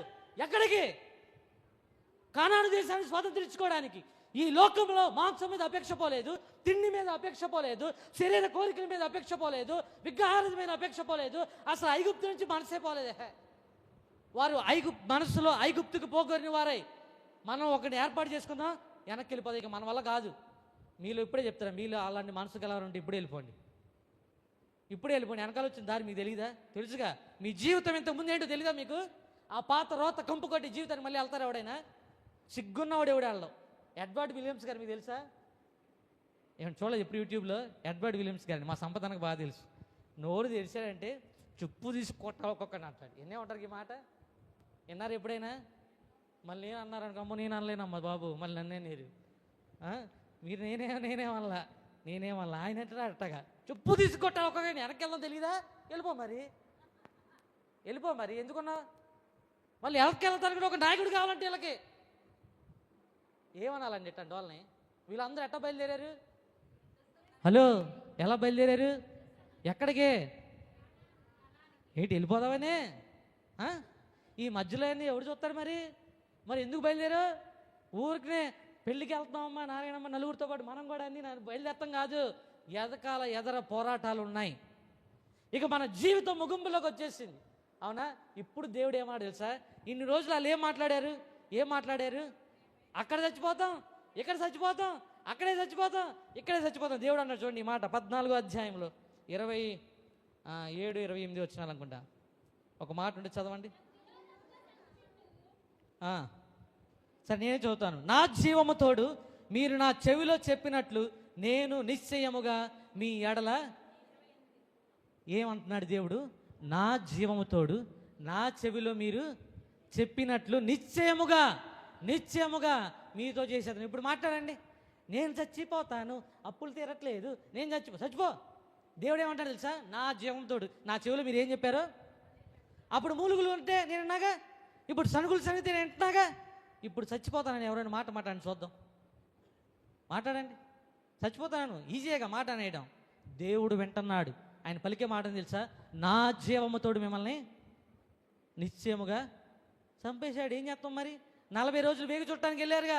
దినముకు 1 సంవత్సరము చొప్పున మీరు ఎంతమంది అయితే యుద్ధ సన్నద్ధులై అరణ్యంలోంచి ఐగుప్తులోంచి బయలుదేరారో, మీ శవములు అరణ్యంలో రాలిపోయేంత వరకు మీరు ఎక్కడే సంచరిస్తారు. Now 40 days become 40 years. ఎవరు చేసుకున్న తప్పు? దేవుడు చేశాడా? దేవుడు చేశాడా? మరి మీరు చేసిన తప్పుకి దేవుడి మీద వస్తారేంటి? మీరు చేసిన తప్పుకి దేవుడి మీద వస్తారేంటి? అయ్యా, ఆటో ఇమ్మంటేనేమో ఎత్తలేదు, కారు అడుగుతుంటేనే ఎత్తలేదు, పిల్లలు అడుగుతుంటేనేమో ఎత్తలేదు, అప్పులు తీర్చమంటే తీర్చలేదు, అనారోగ్యం తీర్చమంటే తీర్చలేదు, ఏది అడిగినా చేస్తలేదు. అసలు నువ్వేం దేవుడు అయ్యా బాబు? ఎన్ని రోజులు ప్రార్థన చేయమంటావు? 35 రోజుల నుంచి ఇక్కడ కొట్టు పెట్టాడేసుకుంటున్నాం. ఒక్కరోజు కూడా మాట్లాడతలా. దేవుడు వింటున్నాడమ్మా. నువ్వు ఏదైతే నీ పూర్ణ హృదయంతో దేవుడిని అడుగుతావో అది దేవుడు ఖచ్చితంగా వింటాడు. నీ ఇష్టం వచ్చినట్టు నువ్వు మాట్లాడమాక. నీ ఇష్టం వచ్చినట్టు నువ్వు మాట్లాడటానికి దేవుడు నీకు నోరివ్వాల. ఇదిగో నువ్వు ఏదైతే నా చెవిలో పడినట్లుగా నువ్వు మాట్లాడావో అది నేను వింటున్నా. నువ్వు ఒకవేళ నిజంగానే నీ బాధంతా దేవుడితో చెప్పితే ఈ రాత్రే దేవుడు నీతో మాట్లాడతాడు. దేవునికి స్తోత్రం కలుగును గాక. ఇదిగో నీ యొక్క కథంతా దేవుడు ఈ రాత్రే మార్చాలని అనుకుంటే గనక నువ్వు నిజముగా నిజమే పలుకు, అబద్ధాన్ని పలకమాక. దేవుడి చిత్తం మీద నీ పక్షంగా ఎరిగి నా జీవితంలో నీ చిత్తం మీద చేరి నువ్వు దేవుడితో చెప్పు. దేవుడు విని నీ జీవితంలో అదే నెరవేరుస్తాడు. దేవుడు సమర్థవంతుడు. దేవునికి మహిమ కలుగును గాక. సమయం అయిపోతుంది, ఇంకా ముందుకు వెళ్ళిపోదాం. ఇంత జరిగినా కూడా ఇప్పుడు దేవుడు వారి మీద బహుకోపంగా ఉంటే, ఇదిగో కొండ శిఖరం మీద అమాలేకులు రెడీగా ఉన్నారు యుద్ధం చేయడానికి. మోషే అంటాడు కదా, అయ్యా మీరు వెళ్ళొద్దు, వాళ్ళు మిమ్మల్ని చంపేస్తారు, దేవుడు మనతో కూడా లేడంటే, నువ్వు పక్కకి వెళ్ళవయ్యా, పద్దా అక్కడ వెళ్ళొద్దు అంటావు. మేము పాపం చేసిన వాళ్ళమే, మేము వింతే, మేము వెళ్తాం అనుకుని కొండెక్కారు. ఎవరిని? అమాలేకులను చంపేద్దాం అని అందరూ వెళ్ళారు. అందరూ వచ్చారు. దేవునికి స్తోత్రం కలుగును గాక. ఒక్కడు కూడా రాలే, మళ్ళీ వెనక్కి ఒక్కడు కూడా రాలా. ఈ లోపు చూసినాక మిరియాం గారికి ఒక ఆలోచన వచ్చిందంట. అమ్మో వినాలి, నేను తొందరగా వెళ్ళిపోతాను, టైం అయిపోతుంది.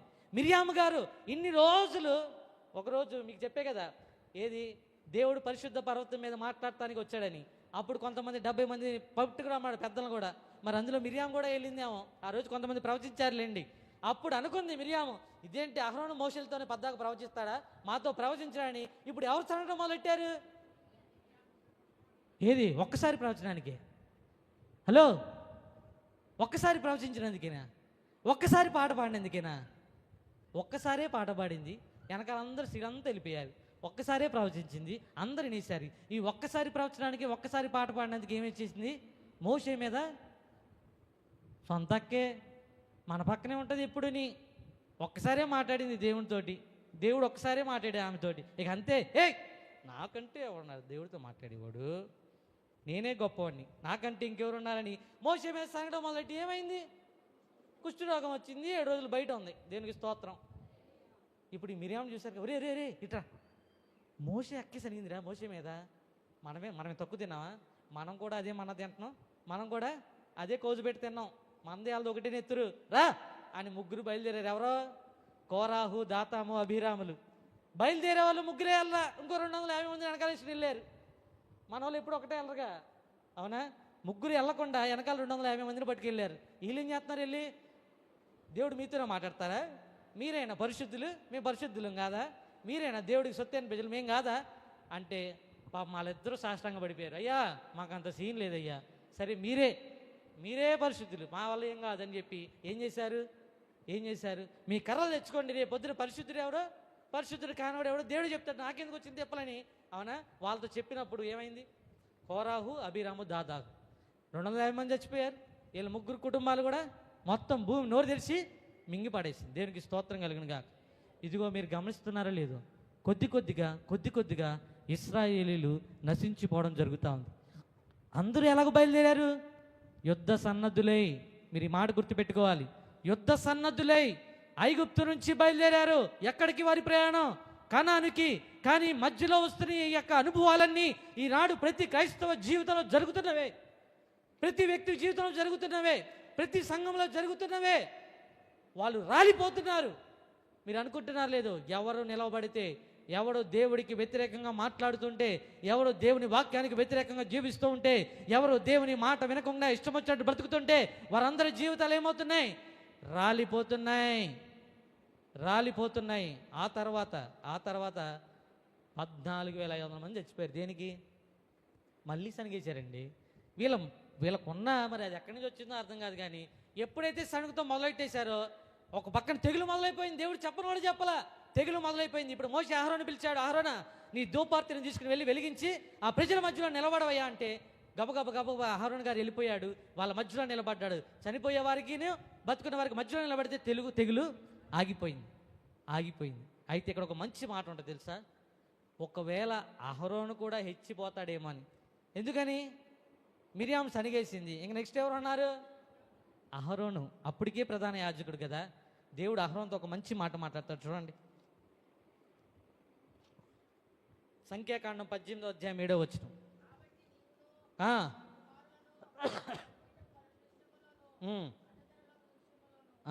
తర్వాత దయచేతనే ఈ యాజకత్వపు సేవను మీకు, దేవునికి స్తోత్రం చెప్పండి. మనం ఎవరమైనా సరే దేవుని దయచేతనే. ఇప్పుడు నిలబడిన నేనైనా ఇదేమి నా భక్తే? నేను చేసిన గొప్ప భక్తికి దేవుని నిలబెట్టాడా? కాదు. ఇది దేవుని యొక్క కృప, ఇది దేవుని యొక్క దయ. నువ్వు పాట పాడుతావంటే నువ్వు పెద్ద ఎస్పి బాలసింగర్ అనుకున్నావా? బాలసుబ్రహ్మణ్యం అనుకున్నావా? ఏమండి, నువ్వు ప్రార్థన చేస్తే నువ్వేమైనా పెద్ద ఏలే గారి కుమార్తె అనుకున్నావా? కాదు. దేవుని దయచేతనే ఎవరికైనా ఒక తలంతు ఇవ్వబడుతుంది. అంతేగాని నాకంటే గొప్పవాడు ఎవడు లేడు, నాకంటే గొప్ప పోటీగాడు ఎవడు లేడు అని అనుకున్నావు అనుకో, నువ్వు కాకపోతే దేవుడికి 190 మంది ఉన్నారు అక్కడ రెడీగా. అవునా? దేవుడు గాడిదతో కూడా మరి ఇంకేంటి మనకి వాళ్ళకి తేడా? ఎప్పుడైనా ఆలోచించావా? ఇశ్రాయేలీయుల కనాను ప్రయాణం నిజమైన క్రైస్తవుని యొక్క ప్రయాణం. వారి జీవితంలో ఎన్ని అనుభవాలైతే జరిగినాయో ప్రతి అనుభవం మనకొక లెక్క, మనకొక ఛాయారూపకం, మనకొక కథ నేర్పుతుంది, మనకొక గుణపాఠాన్ని నేర్పుతుంది. మరి ఇన్ని రోజుల నుంచి నువ్వు వాక్యం ఏంటి ఇక్కడ కూర్చున్నావే, నువ్వు ఏం నేర్చుకున్నావు? నీ పోరాటం దేని కొరకు? నేను టైం అయిపోతుంది, ముందుకు వెళ్ళిపోతా. పోరాటం దేని కొరకు? అవునా? ఆఖరికి ఒకే ఒక మాట మాట్లాడేశారండి. ఇంక అక్కడితో దేవునికి వారికి మధ్య గొప్ప వైరుధ్యం ఏర్పడిపోయింది. సంఖ్యాకాండము 20వ అధ్యాయము 21వ అధ్యాయం 5వ వచనం. అన్ని రోజులు తిన్న మన్నా మాట్లాడి ఆహారం లేదు, చవి సారం లేని అన్నము. అబ్బబ్బబ్బబ్బా, ఎంత గొప్ప మాట మాట్లాడేశారండి. తాగడానికి నీళ్ళు లేకపోతే బండను కొడితే నీళ్ళు ఇచ్చాడు నీ జీవితంలో. హలో, నిన్ను చూసేవాడు దిక్కు లేకపోతే తానే దిక్కై నిన్ను చూశాడు దేవుడు. తినడానికి ఆహారం లేని ఒక రోజు పరిస్థితి ఈనాడు కూర్చున్న మనది, నీది. అవునా కాదా? ఇదిగో గంజికి గతి లేని మన బ్రతుకుల్లో దేవుడు బిర్యానీలు పెడుతున్నాడు ఈరోజు. అయితే దేవుడికి మోషేకి విరోధంగా మాట్లాడి అప్పుడు దాకా నీళ్ళు ఇవ్వలేదా దేవుడు? అప్పుడు దాకా ఆహారం పెట్టలేదా? ఏమంటే ఎన్ని సంవత్సరాలు అయింది తెలుసా? ఇదంతా జరిగే బాటికి ఓన్లీ 3 years. కేవలం 3 అంటే 3 సంవత్సరాలు. కేవలం 3 అంటే 3 సంవత్సరాలు. ఈ అన్నం మాకు అంత చవిసారం అన్నం ఎవడు తింటాడు, మాకు వద్దు. ఇదంటేనే మాకు ఏంటి? 3 సంవత్సరాల వాక్యం వినేపాటికే వాక్యం అంటే అసహ్యం వేసిందా? నీ బతుకేంటి? ఒకరోజు ఒకనాటి నీ పరిస్థితి ఏంటి? ఈరోజు వాక్యం వినడానికి రమ్మంటే ఇంటి దగ్గర కూర్చుని సోది కబుర్లు ఏంటో సోది సినిమాలు చూస్తున్నా నీ బతుకు. ఏమండి, దేవుని వాక్యం అంటే అసహ్యం వేస్తుందా? అసలు ఏమన్నా మాట అది? దేవదూతలు తినే ఆహారం అండి ఇది. దేవదూతలు తినే ఆహారం. నేను ఒక్క మాట చెప్తాను చూడండి. ఈ 40 సంవత్సరాలు వారు అదే తిన్నారు. ఈ 40 సంవత్సరాలు వారు అదే తిన్నారు. కారణం ఏంటి తెలుసా? ఈ ఆహారం తినకపోతే వారి జీవితాలు 3 సంవత్సరాలనే గడిచిపోయాయి. దేవుని మనకి స్తోత్రం చెప్పండి. ఇదిగో ఈ వాక్యం మనకు వినకపోతే నువ్వు ఎప్పుడో రాలిపోయేదానివి. నీ జీవితం ఎప్పుడో ముగించబడిపోయేది. కానీ నువ్వు బ్రతుకుతున్నావంటే కారణం నువ్వు తినే అన్నం కాదు. ద్వితీయోపదేశకాండం 8వ అధ్యాయము 4వ వచనంలో ప్రభు మాట్లాడుతూ ఉంటాడు. త్వరగా తీసి ఆ మాట చదవండి. ద్వితీయోపదేశకాండం 8వ అధ్యాయం 4వ వచనం.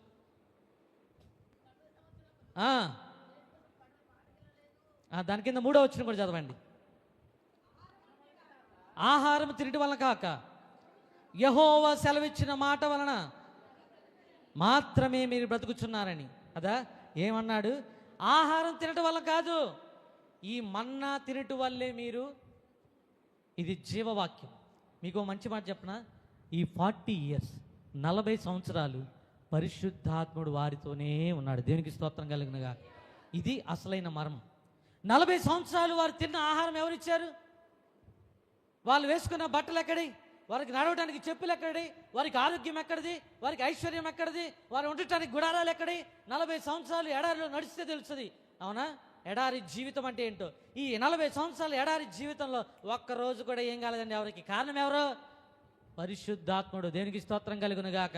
పరిశుద్ధాత్ముడు ఒక్కరోజు కూడా వారిని విడిచిపెట్టకుండా 40 ఏళ్ళు వారి బట్టలు పాతకెళ్ళలేదు, వారి పాదాలు వాయలేదంటండి. దేవునికి స్తోత్రంగా. ఒక్కరోజు కూడా అనారోగ్యం లేదంట.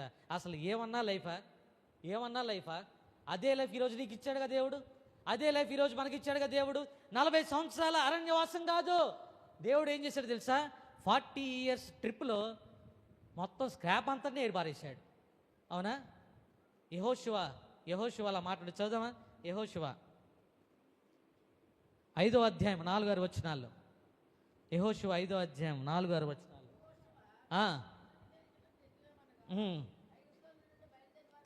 ఐగుప్తు నుంచి బయలుదేరిన వారందరిలో యుద్ధ సన్నద్ధులైన పురుషులందరూ అరణ్య మార్గమున. అమ్మో, ఏం రాస్తుంది ఇక్కడ? యుద్ధ సన్నద్ధులైన వారందరూ ఎంతమంది అయితే బయలుదేరారో వారందరూ కూడా కనానికి వెళ్ళారా? ఒక్కడు కూడా మిగలేదంటండి. ఎవరన్నారా మాట? దేవుడు అన్నాడా? మేం చచ్చిపోతామంటే ఇప్పుడు చెప్పు. మేం చచ్చిపోతామంటే ఎవడొద్దన్నా నిన్ను చంపేశాడు. వెళ్ళావా కనానికి? మరి ఇప్పుడు మాట్లాడితే అయ్యా నేను చచ్చిపోతాను, నా వల్ల కాదయ్యా. ఈ బ్రతుకుడు కంటే, ఈ జీవితాన్ని జీవించడం కంటే ఇక నేను చచ్చిపోవడమే మేలు అనుకో. అసలు నువ్వు ఇంతవరకు యుద్ధంలో పోరాడనే లేదే నా తల్లే, అప్పుడే చచ్చిపోతానంటావు. యుద్ధంలో పోరాడేవా? ఇది యుద్ధ పోరాటమా? మీరు చెప్పాలి. ఐగుప్తు నుంచి బయలుదేరినప్పుడు ఇశ్రాయేలు చేసిన యుద్ధ పోరాటమా? ఆకలి కోసం పోరాటం, తిండి కోసం పోరాటం, ఇదే వాళ్ళ పోరాటం. అసలైన పోరాటం ఏంటి చూస్తారా? 1 కొరింథీయులు రాసిన పత్రిక. పౌలు గారు పోరాడారు. 11వ అధ్యాయము 23 నుంచి 33 వచనాలు. 1 కొరింథీయేనా? చదవండి.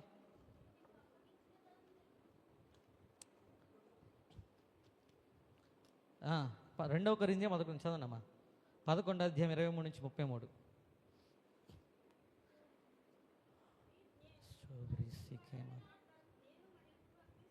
మరి ఎక్కువగా క్రీస్తు పరిచారకున్నాయి.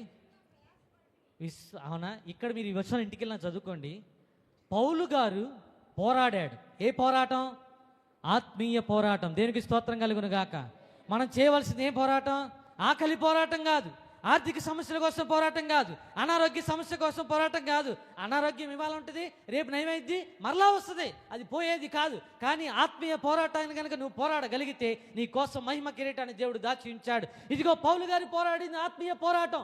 అది యుద్ధ పోరాటం. అంటే ప్రజల్లో ఆపద, స్వజనంలో ఆపద, అరణ్యంలో ఆపద, సముద్రంలో ఆపద, నీళ్ళ వల్ల ఆపద, ప్రతిరోజు ఆపదే. దిగంబరుడై ఏమండి ఆకలి కోసం ఆకలి దప్పులు కొన్న పౌలు పోరాడిందే నిజమైన యుద్ధ పోరాటం. ఈరోజు మనం అందరం ఎవరో తెలుసా మీకు? అసలు మీ పిలుపేంటో మీకు తెలుసా? అసలు మీరు ఎందుకు పిలువబడ్డారో మీకు తెలుసా? దేవుడు ఇశ్రాయేలు ప్రజలను మాత్రమే మీరు నాకు యాజక సమూహం అని చెప్పలా. 1 పేతురు చదవండి. 1 పేతురు 2వ అధ్యాయం 9వ వచనం. 1 పేతురు 2వ అధ్యాయం 9వ వచనం.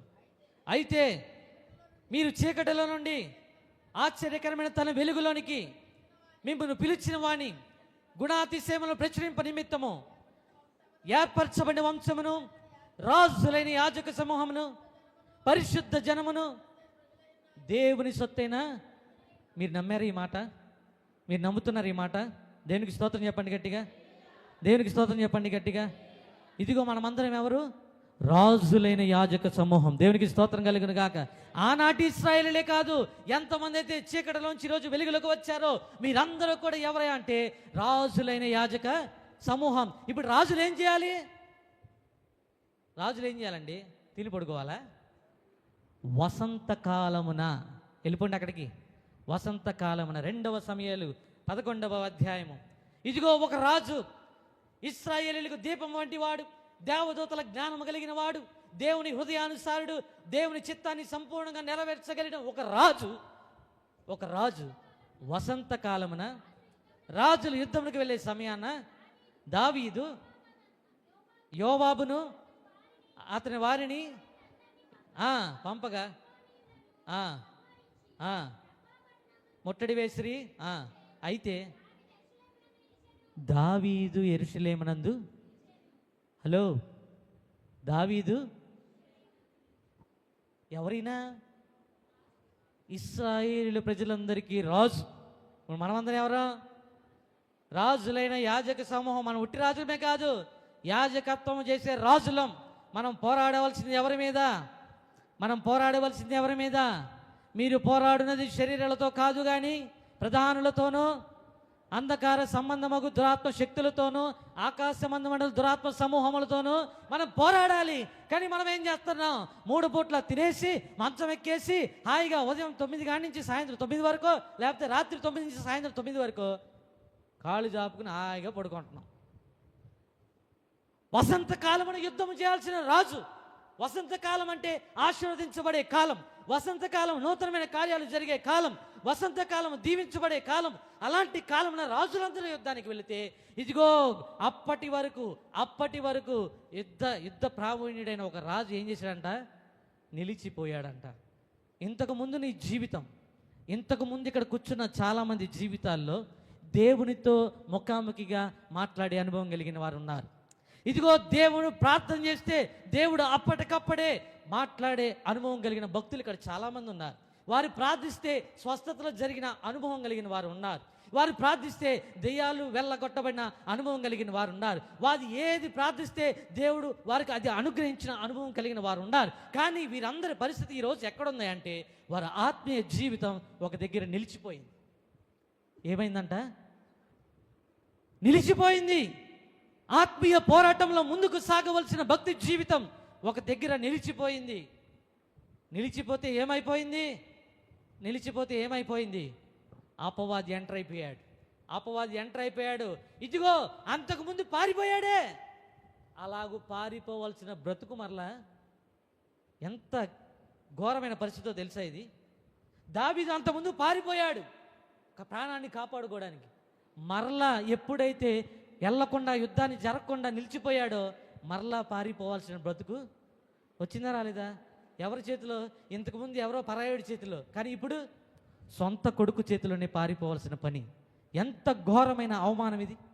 ఆయనకొక్కడికే కాదండి, దేవునికి కూడా. నీ వలన నీ ఉన్న జీవితం, ఇంతకుముందు నీ జీవితం అబ్బా దేవుడు ఎంతో సంతోషించాడు, కానీ ఇప్పుడు ఏమండి, ఇదిగో చేయకూడని పాపం చేసేసేసి రాకూడని శాపం వారి మీదకి వచ్చేసింది, బిడ్డల మీదకి వచ్చేసింది. దేవుడే శపించేశాడు. నీవు రహస్యంగా చేసిన పాపం నీ బిడ్డలతో నేను అసలు ఎంత ఘోరమైన పరిస్థితి. ఏ రోజున ఆలోచించావా? క్రైస్తవ భక్తి జీవితం అంటే ఆషామాషి అనుకుంటున్నావా? ఏమండి, ఇదిగో ఒక క్రైస్తవుడు నిజమైన సైనికుడిగా పోరాడాలి. ఇప్పుడు పోరాటం అంటే ఏంటి? పౌలు చేసిందే పోరాటం. ఒక్కటైనా అందులో మనం పొందామా? ఒక్కటైనా మనం అందులో చేసామా? ఒక్కటైనా యోబు వంటి సమస్యలు ఎవరికైనా వచ్చినాయా? మరి నువ్వు నిజమైన క్రైస్తవుడిని ఎలా చెప్పుకుంటావు? నువ్వు నేను యుద్ధ సన్నద్ధుడిని, నేను నిజమైన సైనికుడని నువ్వు ఎలాగో చెప్పుకోగలుగుతున్నావు? కానీ ఏం చేయాలి తెలుసా? దేవుడు మన పక్షం ముందుండి పోరాడేసేయాలి. అవునా? యుద్ధము యుద్ధము యెహోవాదే. డిగిచికని పాటలు పాడతాం కాదు. ఆదామయ్య గారు ఒక పాట పాడేవాడు, చాలా నచ్చింది నాకు ఆ పాట. పరలోకముని పక్షముండగా ప్రభుయేసుని ప్రక్కనుండగా పోరాడి నీను గెల్చునెవ్వడు, ప్రభు కన్నా బలవంతుడెవ్వడు, యుద్ధము యెహోవాదే, యుద్ధము నిలబడతాడు. పరలోక నీ పక్షం ఖచ్చితంగా ఉండిద్ది. ఎప్పుడో తెలుసా? 2వ దినవృత్తాంతాల గ్రంథంలో యెహోషాపాతు రాజు ఉంటాడు. ఆయన ఏం చెప్తాడో తెలుసా? అయ్యా ఇదిగో మా మీదకి శత్రువులు దండెత్తి వచ్చేసారు, ఇప్పుడు మాకు ఏం చేయాలో తోచడం లేదు. అసలు ఏం చేయాలో అర్థం కావటం లేదు. నువ్వే మా దిక్కు, నువ్వే మా దిక్కు, నువ్వే మా దిక్కు అనగానే ఏమన్నాడు యేసుక్రీస్తు ప్రభువారు? నీకేం భయం లేదు, నువ్వు అసలు భయపడొద్దు, నువ్వు అసలు జడియొద్దు, అసలు నువ్వు యుద్ధమే చేయొద్దు, నేను మీ పక్షాన్ని పోరాడతా అన్నాడా లేదా? కానీ ఎప్పుడు పోరాడతాడో తెలుసా? అక్కడ ఒక మంచి మాట ఉంటుంది. దేవుడు ఏమంటాడు తెలుసా? మీరు రేపొద్దున వారి మీదకి, హలో, మీరు రేపొద్దున వారి మీదకి పోవాలి. ఎలాగ పోవాలి? మీరు యుద్ధం చేయాల్సిన పని లేదన్నాడు, మీరు అసలు భయపడొద్దు అన్నాడు, జడియొద్దు అన్నాడు, అయినా రేపు వారి మీదకి వెళ్ళమంటున్నాడేంటి? ఆ కింద ఇంకో మాట కూడా ఉంది, మీరు యుద్ధ పంక్తులు తీర్చి నిలవబడుడి. యుద్ధ పంక్తులు తీర్చి, మీరు చాలాసార్లు ఈ మాట విన్నారు, చాలాసార్లు ఈ వాక్యం విన్నారు. ఇదిగో అమ్మా, మీరు అసలు ఏం చేయొద్దమ్మా, దేవుడు మీ పక్షంగా యుద్ధం చేసేస్తాడు, దేవుడు మీ పక్షంగా అప్పులు తెచ్చేస్తాడు, దేవుడు మీ పక్షంగా ఆరోగ్యం ఇచ్చేస్తాడు, దేవుడు మీ పక్షంగా బిడ్డలు దీవిచ్చేస్తాడంటే అబ్బా అబ్బా అబ్బా అబ్బా, యుద్ధము యెహోవాదే. మరి యుద్ధ పంక్తులు ఎవడు నిలబడతాడు? యుద్ధ పంక్తులు నిలబడటం మాత్రమే కాదు, రేపు నీవు వారి మీదకి పోవాలి. నువ్వు అపవాదిని ఎదిరించడానికి నువ్వు శక్తిమంతుడివై యుద్ధ రంగంలో నిలవబడాలి. నిలవబడితేనే నీ పక్షంగా దేవుడు యుద్ధం చేస్తాడు. దేవునికి స్తోత్రం కలుగును గాక.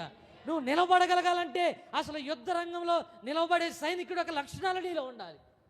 సైనికుడు ఒక లక్షణాలు, యుద్ధం అంటే తెలియదు, సైనికుడు అంటే తెలియదు, ఏమీ తెలియకపోయినా దేవుడు మన పక్షంగా ఎందుకు చేయాలి, ఎందుకు చేస్తాడు?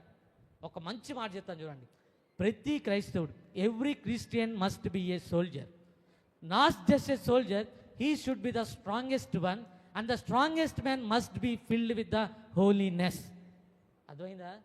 మళ్ళీ తల్లి చెప్తానులే నేను. ప్రతి క్రైస్తవుడు సైనికుడు అవ్వాలి. దేవునికి స్తోత్రం కలుగును గాక. ఆ సైనికుడు మామూలు సైనికుడు అయితే సరిపోదు, వాడు బలవంతుడై ఉండాలి. దేవునికి స్తోత్రం కలుగును గాక. ఆ బలవంతుడు పరిశుద్ధుడై ఉండాలి. ఆమేన్. పరిశుద్ధుడై ఉండాలి. ఓ క్రైస్తవుడా, సైనికుడా, బలవంతుడా, పరిశుద్ధుడా, కదలిరావోయ్ నీవు కదలిరా, కదలిరావోయ్ నీవు కదలిరా, కదలిరా, కదలిరావోయ్ నీవు కదలిరా, కదలిరావోయ్ నీవు కదలిరా, కదలిరా, కదలిరా. పడు.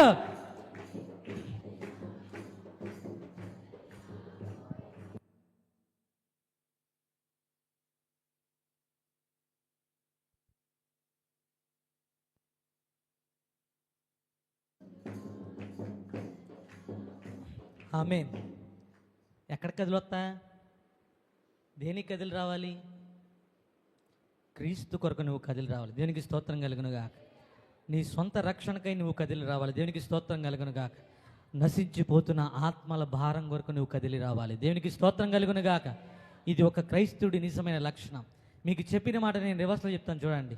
ఒక నిజమైన క్రైస్తవుడిగా మార్చబడ్డాలంటే మనం ఏమనాలనుకున్నాం? బలవంతులు అవ్వాలనుకున్నాం, అవునా కదా? బలం ఎప్పుడు వస్తుంది? పరిశుద్ధాత్ముడు మీ మీదకి వచ్చినప్పుడు మీరు శక్తి నొందుతారు. దేవునికి స్తోత్రం కలుగునుగాక. పరిశుద్ధాత్మ పొందితేనే నువ్వు బలవంతుడిగా మార్చబడతావు. ఆ పరిశుద్ధాత్మను పొందిన బలము నీలో ఉంటేనే నువ్వు నిజమైన సైనికుడిగా నిలబడగలుగుతావు. ఆ నిజమైన సైనికుడు జట్టి అయిన వాడు నియమం ప్రకారం పోరాడితే వాడు నిజమైన క్రైస్తవుడు. వాడికే మహిమ కిరీటం. దేవునికి స్తోత్రం కలుగునుగాక. హల్లెలూయా. లేకపోతే ఏమీ లేదు. ఎట్టొచ్చావో అట్టకి వెళ్ళిపోవాలి. దిగంబరులమే వచ్చాము, దిగంబరం వెళ్ళిపోతాం. ఏమీ పట్టుకురాము, ఏమీ పట్టుకెళ్ళాము. ఏమీ పట్టుకు రాకపోయినా పర్లేదు, ఏదో పట్టుకెళ్ళడానికి మాత్రం వెళ్ళాలి. అమ్మా వింటున్నావా? ఇన్ని రోజులు ఇక్కడికి వచ్చావు, ఏదో వచ్చాము, విన్నాము, వెళ్ళిపోయాము. ప్రతిరోజు జరుగుతున్న పోరాటమే, ప్రతిరోజు ప్రతి సంవత్సరం జరిగే ప్రార్థనలు అనుకోవచ్చు. రేపు గనక నీది కాకపోతే, ఒకవేళ ఇదిగో తీర్పు దేవుని ఇంట యొద్ద ఆరంభమయ్యే దినం రాబోతా ఉంది. అది ఈ రోజే, ఈ క్షణమే నువ్వు అడుగు బయట పెట్టగానే ఒకవేళ ప్రారంభమైతే నీ పరిస్థితి ఏంటి? నీతిమంతులే రక్షింపబడ్డ దుర్లభం. భక్తిహీనుల పరిస్థితి ఏంటి? దుర్లభము అంటే కాని పని అర్థం. నీతిమంతుడే రక్షింపబడ్డ దుర్లభం అయితే భక్తిహీనుల పరిస్థితి ఏంటి అండి? ఈనాటి నేను ఒక్క మాట చెప్పి నేను ముగిచ్చేస్తాను. ఒకే ఒక్క మాట చెప్పి నేను ముగిచ్చేస్తాను. యుద్ధ సన్నద్ధులే బయలుదేరిన ఇశ్రాయేల్ అందరూ రాలిపోవడానికి గల కారణం ఏంటి తెలుసా? రాలిపోవడానికి గల కారణం ఏంటి? మాంసాపేక్ష, శరీర కోరికలను వారు చంపుకోలేకపోయారు. ఒకే ఒక్క మాట చెప్పి నేను ముగిచ్చేస్తాను. మూడు విషయాలు. ఇదిగో ఎలీషా దగ్గర ఒక వ్యక్తి శిష్యరికం చేస్తున్నాడు. ఎవరైన పేరు? గెహాజీ. మీరు బాగా గుర్తుపెట్టుకోండి. ఇంకా లాస్ట్ మాటలు, ఇక చివరి మాటలు. నేను ముందన్నాయన్ని మర్చిపోయి ఇవి మాత్రం గుర్తుపెట్టుకోండి. గెహాజీ ఎలీషా దగ్గర శిష్యరికం చేస్తూ ఉన్నాడు. ఆయన ఏం పొందుకోవడానికి పోరాటం చేయాలో తెలుసా? నా గురువైన ఎలీషా గారు తన గురువైన ఏలియాతో నుంచి రెండు పాల ఆత్మని పొందుకున్నాడు. ఇతను గనక నిజముగా జట్టి అయిన వాడైతే, ఇతను గనక నిజమైన సైనికుడైతే, ఇప్పుడు ఇతని ఆలోచన దేనికోసం ఉండాలి తెలుసా? అతను 2 పాలు పొందుకున్నాడు తెలుసా? ఇప్పుడు ఎలీషా మీద ఉన్న ఆత్మ ఎన్ని పాల ఆత్మ? దాంట్లో 2 పాలు నాకు కావాలని పోరాడగలగాలి. దేవునికి స్తోత్రం కలుగును కాక. అప్పుడు గెహాజీ మీదకి ఎన్ని పాళ్ళు వచ్చేది? ఎన్ని పాళ్ళు? అవునా కాదా? ఆ పోరాడగలిగే గెహాజీ దేని వెనకాల పరిగెత్తాడు? ధనం వెనకాల పరిగెత్తాడు. ఇదిగో పుట్టుకతోనే నాజీరు చేయబడిన ఒక వ్యక్తి, అతనికంతా బలవంతుడు ఎవడు లేడు, ఆ తర్వాత ఎవడు పుట్టబోడు. ఇదిగో ఒక్క పచ్చి దవడ ఎముక చేత 1000 మంది ఫిలిస్తీన్ని గజగజలాడించి వారిని నాశనం చేసిన ఒక వ్యక్తి, ఇదిగో యాతాము బండ సందులో నివసించిన అనుభవం కలిగిన ఒక వ్యక్తి, ఇదిగో కొత్త కాళ్ళతో కొత్త పాపాలతో ఎలా కట్టివేసినా కూడా పరిశుద్ధాత్మ అగ్ని తల మీద దిగి వచ్చినప్పుడు ఆ కొత్త తాళ్ళు జనుపు నారల వలె ఇదిగో కాలి బూడిదైపోయిన అనుభవంలో ఉన్న ఒక వ్యక్తి తన నాజీరత్వాన్ని కోల్పోయి దేని వెనకాల పరిగెత్తాడు? స్త్రీ వెనకాల పరిగెత్తాడు. ఇదిగో ఇంకో మాట చెప్తున్నా చూడండి, మీరు దయచేసి ఈ మాటలు గమనించండి. ఒకడు ధనం వెనకాల పరిగెత్తాడు, నాశనం అయిపోయాడు. ఒకడు స్త్రీ వెనకాల పరిగెత్తాడు, ఏం కోల్పోయాడు? నాజీరత్వాన్ని కోల్పోయాడు. ఇదిగో నాజీరత్వాన్ని కోల్పోయి ఆఖరికి వాడి పరిస్థితి ఏంటి తెలుసా? ఆయన పరిస్థితి ఏంటి తెలుసా? 2 చేతులు కట్టివేయబడ్డాయి, 2 కళ్ళు పొడవబడ్డాయి. ఈనాటి సంఘ పరిస్థితి అదే. ఆత్మ ఫలాలు లేవు, ఆత్మ వరాలు లేవు, వాక్య ప్రత్యక్షత కూడా లేదు. వింటున్నావా? ఆత్మ ఫలాలు లేనివాడిగా, ఆత్మ వరాలు లేనివాడిగా, వాక్య ప్రత్యక్షత లేనిదిగా ఈనాటి సంఘం ఉండడానికి కారణం నువ్వు దేని వెనకాలో పోరాడుతున్నావు? దేవుని కోసం నిలబడవలసిన నీవు, అపవాదిని జయించవలసిన నీవు 2 చేతులు బందీగా అయిపోయి వాక్య ప్రత్యక్షత లేని గుడ్డివాడిగా ఈనాటి సంఘం ఉందండి. ఎంత దీన పరిస్థితి అండి. ఆఖరిగా సంవత్సరం ఆయన బ్రతిమలాడుకున్నాడు, అయ్యా ఈ ఒక్కసారికి కృప చూపయ్యా, ఈ రాత్రి దేవుడు నువ్వు బ్రతిమలాడగలుగుతావా? ఈ ఒక్కసారికి నా మీద దయ చూపయ్యా.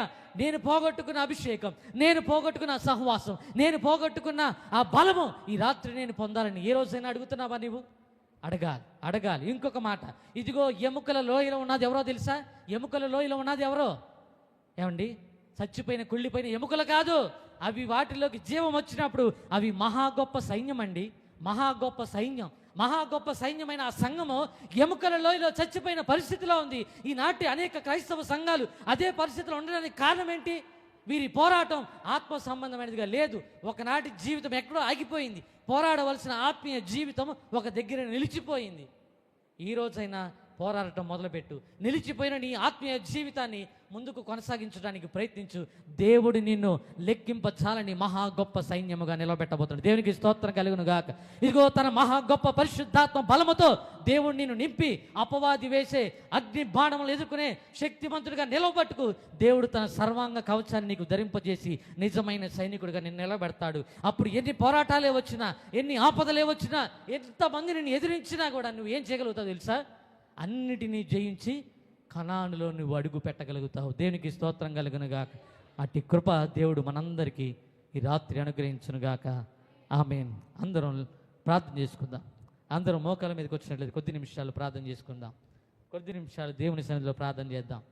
ఇదిగో ఆనాటి ఇశ్రాయేలీయుల వలె మాటి మాటికి దేవుని విషయంలో, ఇదిగో నీ యొక్క సొంత జీవితం విషయంలోనే నీ మీద నీవు శాపాలని సణుగుల్ని పలుకుంటున్నావేమో. ఇదిగో దేవుడు వింటున్నాడన్న సంగతి నీకు తెలుసా? దేవుడు నీ మాటలు వింటున్నాడు. నీ మాటలే కాదు, నీ ప్రార్థన కూడా దేవుడు వింటున్నాడు. దేవుడు నిన్ను ఊరికనే విడిచిపెట్టడానికి ఈ లోకంలోకి నిన్ను తీసుకుని రాలేదు.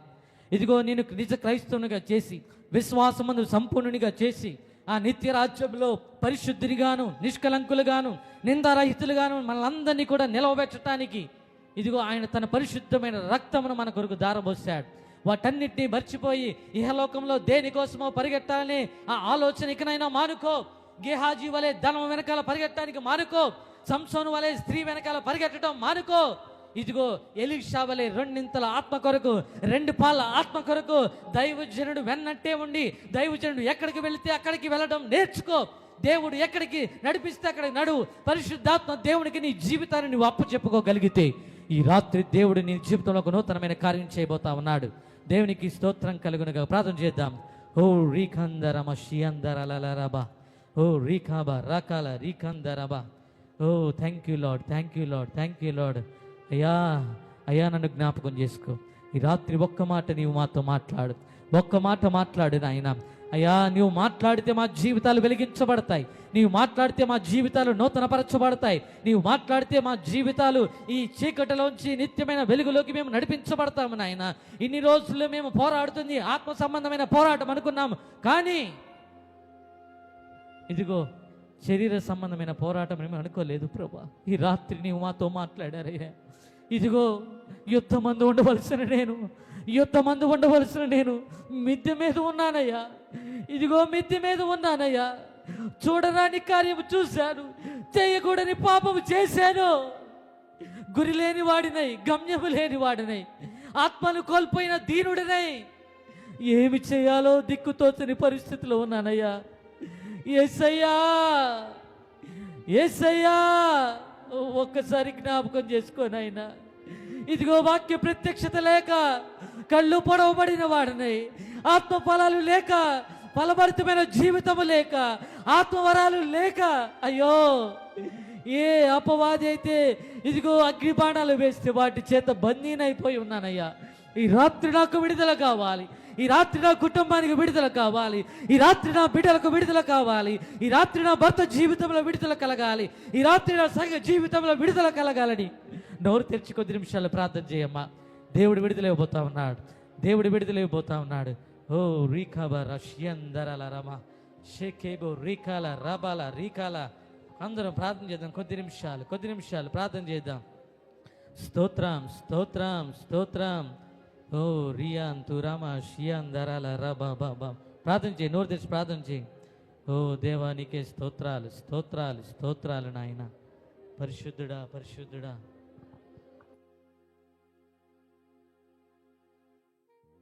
స్తోత్రాలు. నీ బిడ్డ నాయన, నీ సేవకుడు అందించిన ఈ వర్తమానము అయ్యా ప్రతి ఒక్కరి జీవితంలో మంచి విత్తనాలుగా విత్తబడి నూరంతలుగా ఫలించాలి నాయన. ఒక్కొక్కరు మేల్కొల్పబడాలి, నీకు ఇష్టలుగా మార్చబడాలి, ఈ పంజరంగంలో గెలవాలి ప్రభు. యుద్ధ సన్నద్ధులుగా అందరూ యుద్ధ భూమిలో జయించాలి, సాతానుని జయించాలి, శరీరాన్ని జయించాలి, లోకాన్ని జయించాలి ప్రభు. జయించిన వాడే అయ్యా నీ యొక్క జీవవృక్ష ఫలాలు తిననిస్తాను అయ్యా. నా దేవుని యొక్క మందిరంలో మిమ్మల్ని స్తంభముగా చేస్తాను. నీ బిడ్డలందరినీ బలపరిచి విత్తబడిన వాక్యం వృధా కాకుండా ఫలభరితంగా చేయమని యేసు నామమున అడుగుచున్నాను తండ్రి, ఆమేన్. అలాగే